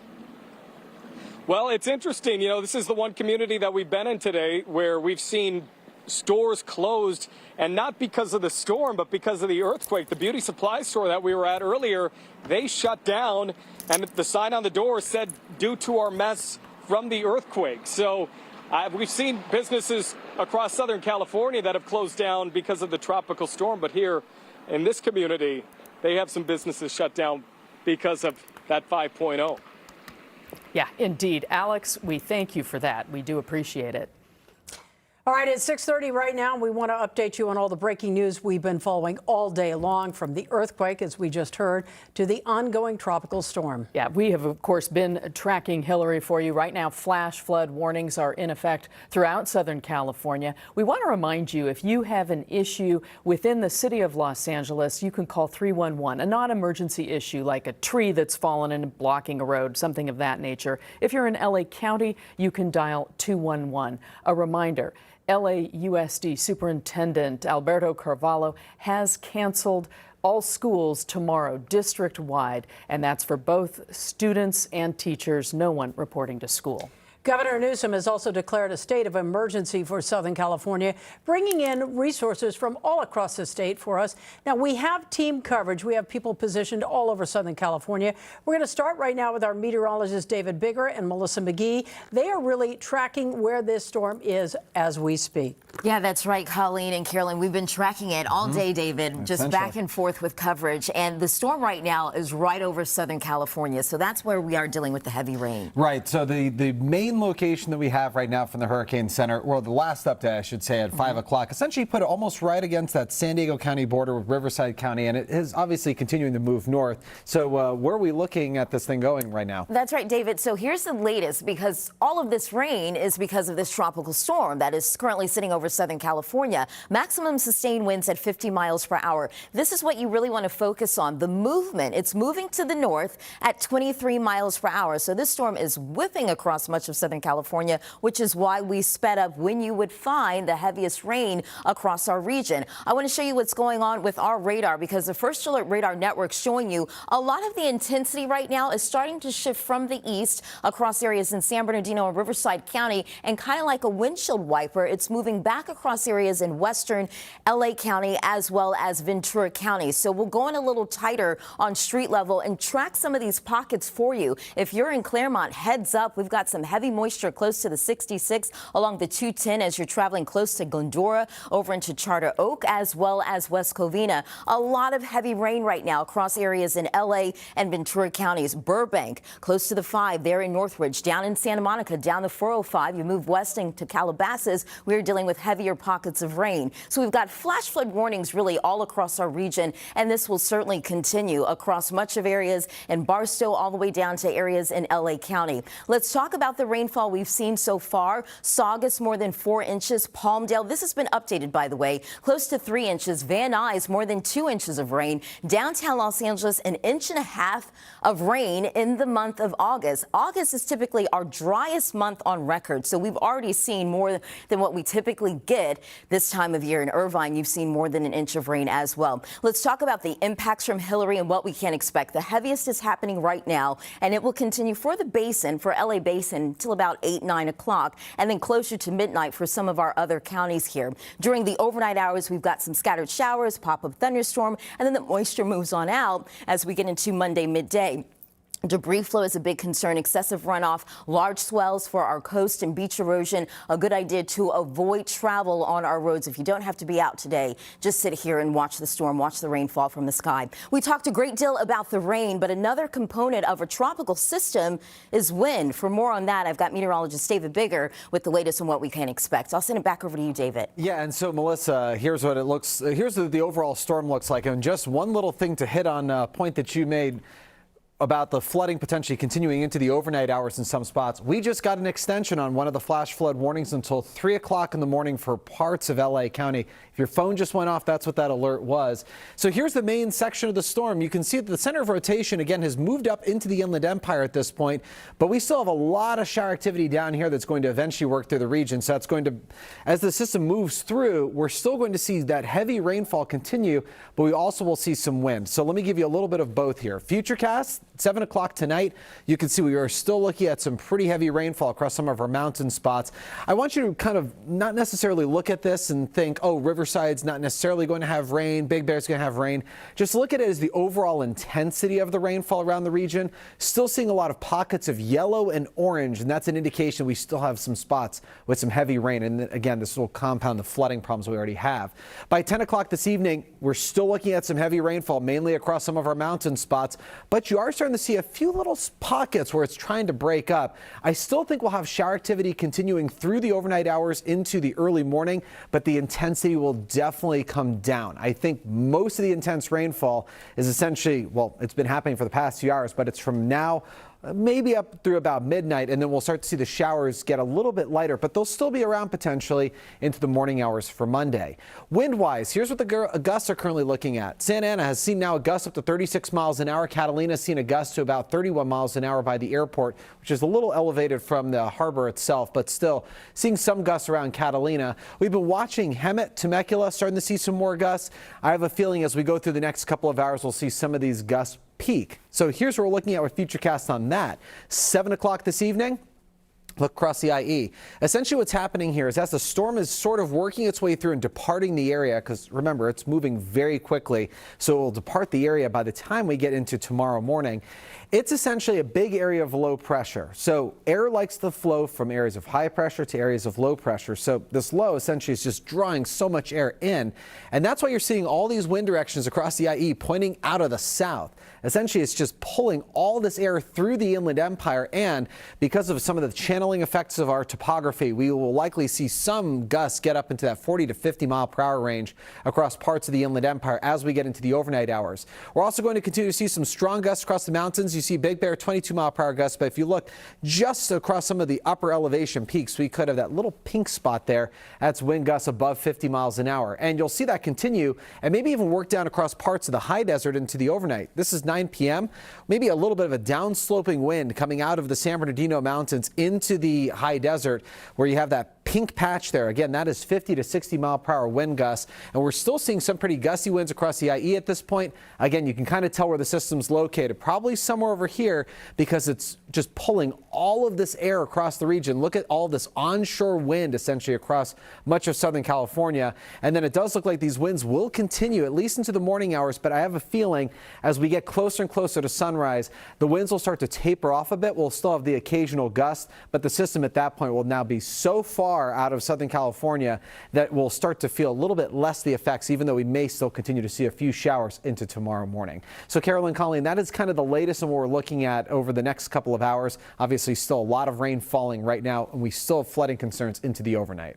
Yeah, indeed. Still a lot to come. David, thank you for that. Well, we do know several school districts have announced closures for tomorrow because of Tropical Storm Hilary. Our Jonathan Gonzalez standing by in the newsroom right now. He's been putting together a list of updates on this for us. Jonathan. Yeah, and this list ever changing, guys. As we know, we're adding to the schools that are open and schools that are closed tomorrow. More importantly, let's talk about the ones that are closed. We're talking about hundreds of thousands of students affected by these closures. So let's begin with the largest one. As we know now, LAUSD, we've been reporting, second largest school district in the nation, will be closed tomorrow due to this storm, with Superintendent Alberto Carvalho announcing earlier today, simply saying they will not have enough time prior to school opening tomorrow morning to check on everything that they need to make sure those schools are safe for students as well as staff. 5:36 a.m. we have students usually walking to school. Without the ability to inspect schools or the access to schools, we cannot determine if there are power lines down or tree limbs down, potentially bringing injury or worse to our students or workforce. And the last point, a significant percentage of our workforce does not live within the jurisdiction of Los Angeles. The ability of those workforce members, ranging from bus drivers to custodial staff to maintenance individuals to teachers themselves, may be compromised because of the impact that the storm will have in their local communities.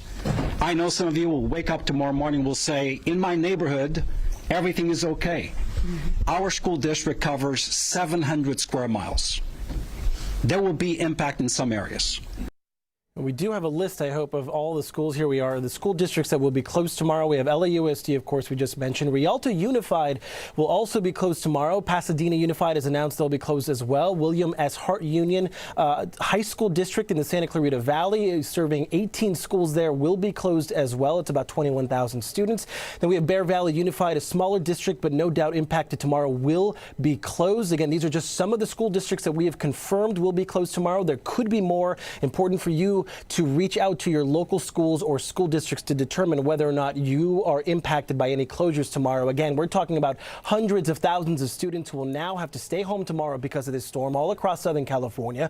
LAUSD being the largest, and we do have some more information about LAUSD, guys. Teachers, we know, will be asked to provide activities and resources for students by 10:30 tomorrow morning. Those will be posted digitally on Schoolology. So that is something that is a resource. They want students to stay active and learning at home, even though they won't be going to campus. Now, LAUSD Superintendent Alberto Carvalho also said the district will release information about grab-and-go food distribution sites for tomorrow afternoon. That is a critical thing when schools are closed. They provide a lot of food resources for a lot of students throughout the district, despite all the schools being closed for the day. Also of note, he mentioned that private charter schools within LAUSD, they are expected to be closed, but that parents who have students in those private charter schools within the district, they should check with their individual individual operators. And really, again, as I mentioned, that goes for any other parents who have students in other districts that we have not mentioned. Check with your local districts or your local schools to determine whether or not they will be open tomorrow. Carolyn, Colleen, we'll send it back to you. All right, Jonathan, thank you. When you think about the firefighters in our area today and the yeoman's work they've been doing search and swiftwater rescue. That's the word I was looking for. You know, the sandbagging, the checking for the earthquake issues. I mean, we couldn't exist without them. Yeah, we want to bring in Chief Sam DiGiovanna. You know, we talk about everything that's been going on today. Of course, preparedness was key. In addition to Tropical Storm Hilary, we had an earthquake. What do you think as you've watched all of this unfold today? Yeah, only in Southern California can you have an earthquake and hurricane storm, and not to mention a 5,500 acre brush fire in Santa Barbara yesterday. What's next? Chief Sam, you know, a lot of people looking at all the rain from Hilary and thinking, wow, that takes care of fire season this year. What would you say to them?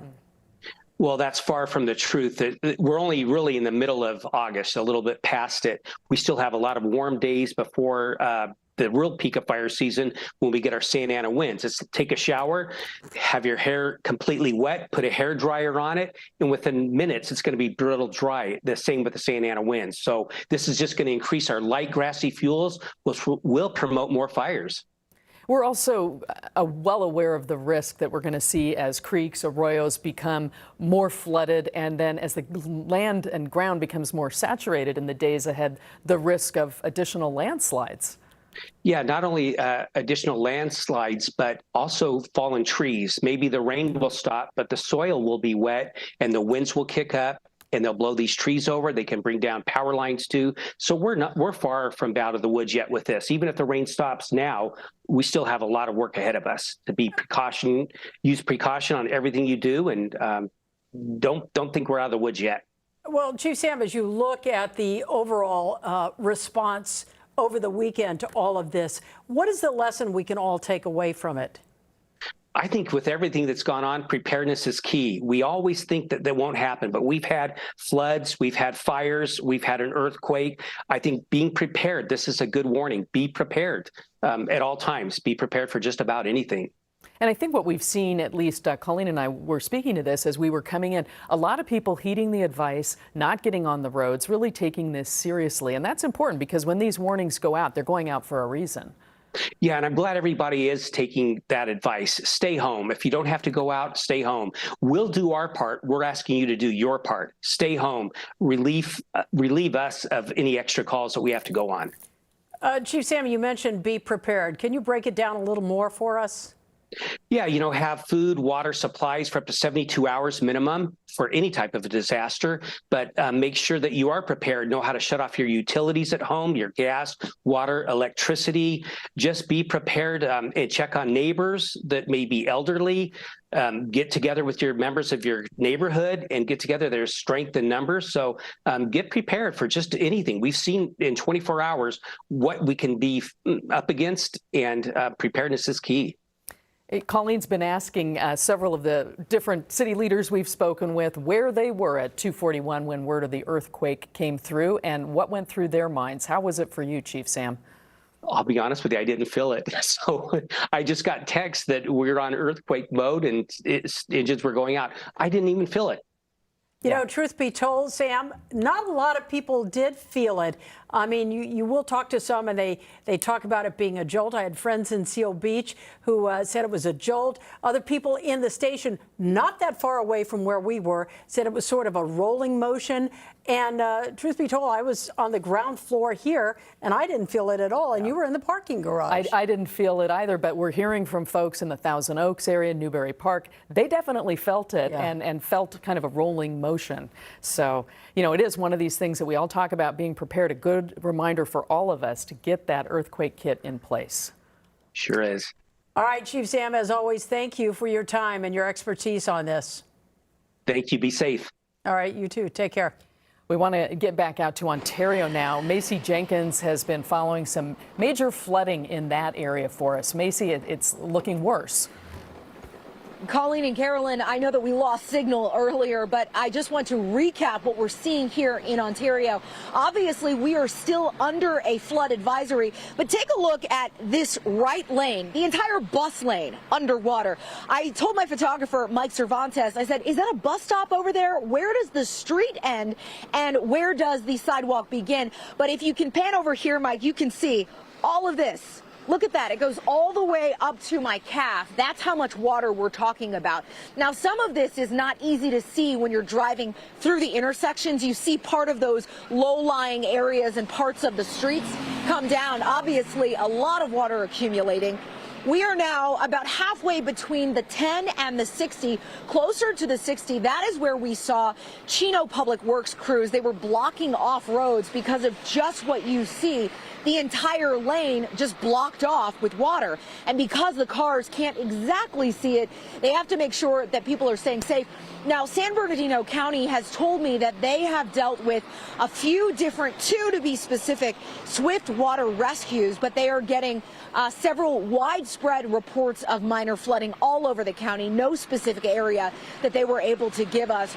But again, something that we're not terribly used to seeing is the accumulation of so much water at one time. Obviously, some people are heeding the warnings that we've been giving and that public officials have been giving, which is to stay home and to not drive. If you have to drive, you have to be careful. You can't speed because you're going to run into a trap. I'll send it back to you guys. As we watch these cars behind you, many of them are really speeding through this area. Obviously, taking a center lane is going to be safer than taking something near the curb, but I would think this is certainly an area you don't want to be driving through. I know. I mean, I don't want to drive through it. We were walking in it a little bit, and I said, all right, I'm going to see just how high this water is coming. And my boots only go up to right below my knees, so I don't want it to come much higher or it's going to get in there. So obviously, we've got to be safe. We'll stay on the sidewalk here. And you see that car kind of speeding by, but yeah, he's in the center lane, not over here on the right. I can't believe you're not drenched out there, Macy. You mentioned you're at a bus stop there. Have you seen any transit running? Okay, I have seen a few different buses running, but we've been here for about 20 minutes, and I was looking online at the Omni Transit, and they said, they announced yesterday to expect delays on Monday and Sunday. So I haven't seen anyone waiting. I haven't seen any buses on this route. They may have stopped, but see, it's hard to keep up with all of the different routes that are going here in the San Bernardino area. Yeah, and again, we're just noticing these cars traveling a bit too fast for comfort. Stay safe out there, Macy. Yeah. We want to move from Ontario now to Moreno Valley. And there you see NBC4's Tony Shin. Tony, I can see it's a little windy out there. Is it raining as well? It's hard to tell. Yeah, Colleen, I'll tell you what, just within the past 15 minutes or so, the rain really started to lighten up compared to about an hour ago when we did our last live report. And we were here on Paris Boulevard, but a little bit farther north because there was a storm drain that was flooding because it was clogged. Well, take a look over here. City crews must be watching NBC4 because they came out here and unclogged it. And now Paris Boulevard looks like just a wet roadway, which is fantastic. And, you know, Colleen, you brought up the wind. That is the one thing we have noticed. If Ernesto, can you go ahead and pan over here and show the trees over here on this side over here? You could see the wind is really starting to come through here right now. I believe from what I understand, listening to David Bigger, that the wind's really coming in from the south, and that's what we're seeing. The wind is coming from the south, heading to the north, and you can see it's starting to blow here. But as for the rain itself, it's just coming down really lightly, but I will tell you this, it is pretty consistent. And now we got that wind that's coming in here. Of course, tonight it's going to be pretty dangerous to drive around the wet roads, and plus the wind is supposed to pick up. So it's a nice Sunday night to stay home. Colleen and Carolyn, I can't wait to go home and do that after this crazy day with Tropical Storm Hilary. We'll go ahead and send it back to you. You know what, David, I have to ask you, you mentioned earlier your wife was a substitute teacher. Has she heard anything about the school districts in Murrieta or Temecula? No, not yet. Nothing as of yet. But I did hear from Corona Norco Unified School District. They just tweeted out about 15 minutes ago that, yes, they will have school tomorrow. So sorry, kids, you're not going to have a rain day tomorrow if you are in the Corona Norco Unified School District. But so far, that's about it. That's all I've heard so far. All right, Tony, we appreciate that. We're also getting word from Oxnard Union. Oxnard Union saying despite the closure of LA Unified tomorrow, they've just received an update from Ventura County Emergency Services. No conditions there that would require the closure of schools. So schools in the Oxnard Union School District will remain open tomorrow. A lot of this information is just coming in as we pose the question. I mean, it wasn't but, what, an hour and a half or so ago that the superintendent of LAUSD decided to close the schools, and we carried that live for you. So we'll try to compile a list for you throughout the evening. We'll have it on our NBC LA app and on our website, NBCLA.com. In the meantime, we've got a team of meteorologists who've been really tracking this whole thing all day long. Two of the team here right now, Melissa McGee, David Bigger, and give us an idea of what we can expect into the evening hours. Well, as we go through the next couple of hours, a lot of the rain's going to continue. I just looked at radar and I saw we've got these pockets of heavy rain. Yeah. We also have a few pockets where it is improving, like around Tony. That's right. Where Tony is, we're starting to see that moisture, David, shift on off to the west. So I do want to show you a live picture outside so you can kind of get a story and a picture of what we're dealing with. Check out the LA River right now. This is right outside our studios.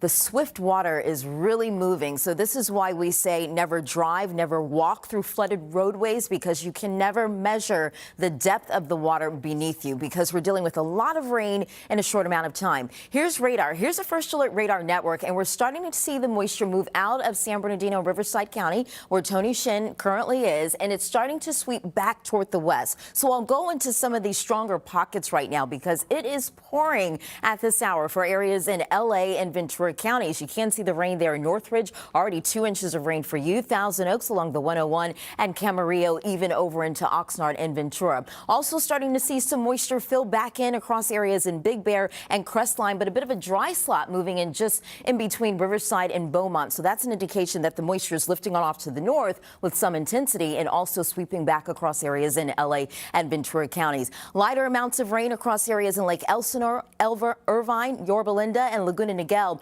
Something to note, we've got a flash flood warning, and this is new. This has now been extended until 3 o'clock in the morning for LA County. So we're dealing with a lot of rain, as we've been seeing with this tropical storm, in a short amount of time. In some spots, we're seeing rainfall rates anywhere from 3/4 of an inch to an inch of rain per hour. Here's a big picture with this storm. This is Tropical Storm Hilary. It has yet to be downgraded, so we're still tracking this moisture that continue to work its way northward, and flood watches right now are as far north, by the way, as Montana. Take it back here at home. We're dealing with dew point temperatures. It's a level of moisture in the atmosphere. So anytime you've got dew point temperatures in the lower 70s, that's an indication that, yeah, it's humid. There's a lot of moisture and there's a lot of instability in the atmosphere. Also, visibility is starting to come down as that moisture sweeps in across Southern California. LAX right now, we're down to 1.75 miles and 2.5 miles there for LA in the basin. So the visibility will be low, the rain will be high, and the flash flooding alert is a big concern as we go throughout the rest of tonight. We're going to have more on not just the visibility, but I want to bring in meteorologist David Bigger, because it's also the wind that's a major impact with this storm. Yeah, it's exactly right. So some of that visibility, by the way, is all because of just like it's a combination of the tropical nature of everything, where you get those small drops, but it's also the heavy rainfall. Here are some of the rain totals across the region, then we'll take you into some of what we're looking at over the next couple of hours. Look at Lancaster, over 2 inches of rain, over 2 inches of rain in Van Nuys. Downtown LA is very close to setting a record in one day for the entire month of August. Big Bear, almost 2 inches of rainfall as well. And across the high desert, we've had almost 3 inches of rain around Palmdale. So as we go through the next couple of hours for tonight, expect the shower activity in some spots to remain intense, while in other spots we may start to see a little bit of a break. I have a feeling by 10 o'clock this evening, the storm is starting to lift out of the area a bit. We'll we'll still have some pockets of some very heavy rainfall. We'll still likely have some flooding concerns, but I have a feeling as we head into Monday morning, a lot of the shower activity is breaking up. We'll still have the occasional shower, which might be a little bit of a problem for some of the anchors, but not for the anchors, sorry, for some of the areas around our region. But I think as we go through the next couple of days, we will have a chance to finally dry out. Let's talk a little bit about the winds. So Melissa was mentioning that as the storm's kind of working through the area, we still could see some wind. And here's what it looks like across Orange County. We're already starting to see some wind gusts along the coastline. Long Beach, Anaheim, Santa Ana, all looking at wind gusts above 30 miles an hour, up to 35 miles an hour now around Santa Ana. 21 mile per hour wind gusts right now around San Bernardino. 18 mile per hour wind gusts around Big Bear. Expect the wind gusts to increase across some parts of the region as we get into the overnight. You can see as we get into about the next hour or so, we might start to see a little bit more in the way of wind across some sections of the Inland Empire. But I really think the peak locations for winds, if you will be across the area mountains and across some of our deserts. So as we get into the overnight, this is 9 p.m. Look at some of these wind gust speeds across Victorville and Big Bear in that 40 mile per hour range. You see this little patch of pink right here. That's essentially wind gusts in the 50 to 60 mile per hour range. And an important thing to note, the San Bernardino Mountains run right about here, almost from about east to west. What's likely happening is we're getting a little bit of a kind of wave effect down into the high desert. So we may see some very strong wind gusts around areas like Hesperia, for example, or any area just to the south of Victorville, but still very much on the desert floor, looking at some very, very strong wind gusts as we get into the overnight hours for tonight. But the good news is that as the system gets farther and farther away from us, the wind speeds will start to taper off a bit. This is what we're looking at gust-wise as we get to about 3 o'clock in the morning. We've only got a couple of hours here, but keep in mind this storm is moving so fast. It's covering a lot of ground and moving out of Southern California very quickly. So by the time we get to 3 a.m., still have some strong gusts out there, but I think for the most part, the wind gust intensity is starting to come down a bit. So essentially, it's over the next couple of hours that we'll start to see some changes overall in the intensity, not just on the rain front, but also on the wind front. Even though the rain may get a little bit lighter, I still think we have some strong gusts coming our way as we go through the next couple of hours, and we'll have to wait until we get into the overnight for the wind gusts to start to taper off. So that's the latest on the forecast. And Carolyn, Colleen, I'll go ahead and send it back over to you. David, very quickly before we go, when are we going to see blue skies again and no more rain? That's the question. Blue skies and no rain, we're probably going to have to wait until tomorrow. We may have a couple of patches of clear sky tonight in a few spots, but I think tomorrow we're still going to be dealing with some clouds, some rainfall as well around the region. You might still feel a little bit humid outside. This moisture doesn't just all go away all at once, but I think as we get more toward the middle of the week, it's going to be a pretty big improvement compared to what we've seen for today. So we're certainly talking about a lot of rain taking us through these overnight hours. A lot of folks have been asking that. We can expect that through the night. Yeah, exactly. So yes, I think as we get closer and closer to midnight, we'll start to see some of the shower activity break up. We will still have showers, though. As we get into the morning, I think we'll have fewer showers, but again, we'll still have a few showers. As we get into the afternoon hours for tomorrow, I think that's when this system is now lifted so far out of our region that the odds of getting the showers are starting to really decrease quickly getting into the afternoon. All right.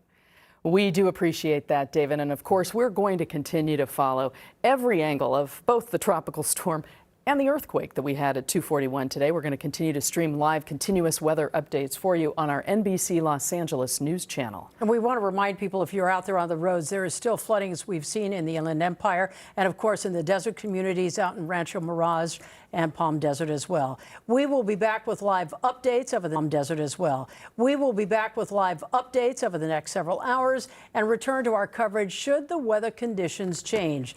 We hope to see you again live for the NBC4 News at 11. In the meantime, stay safe and try to stay dry.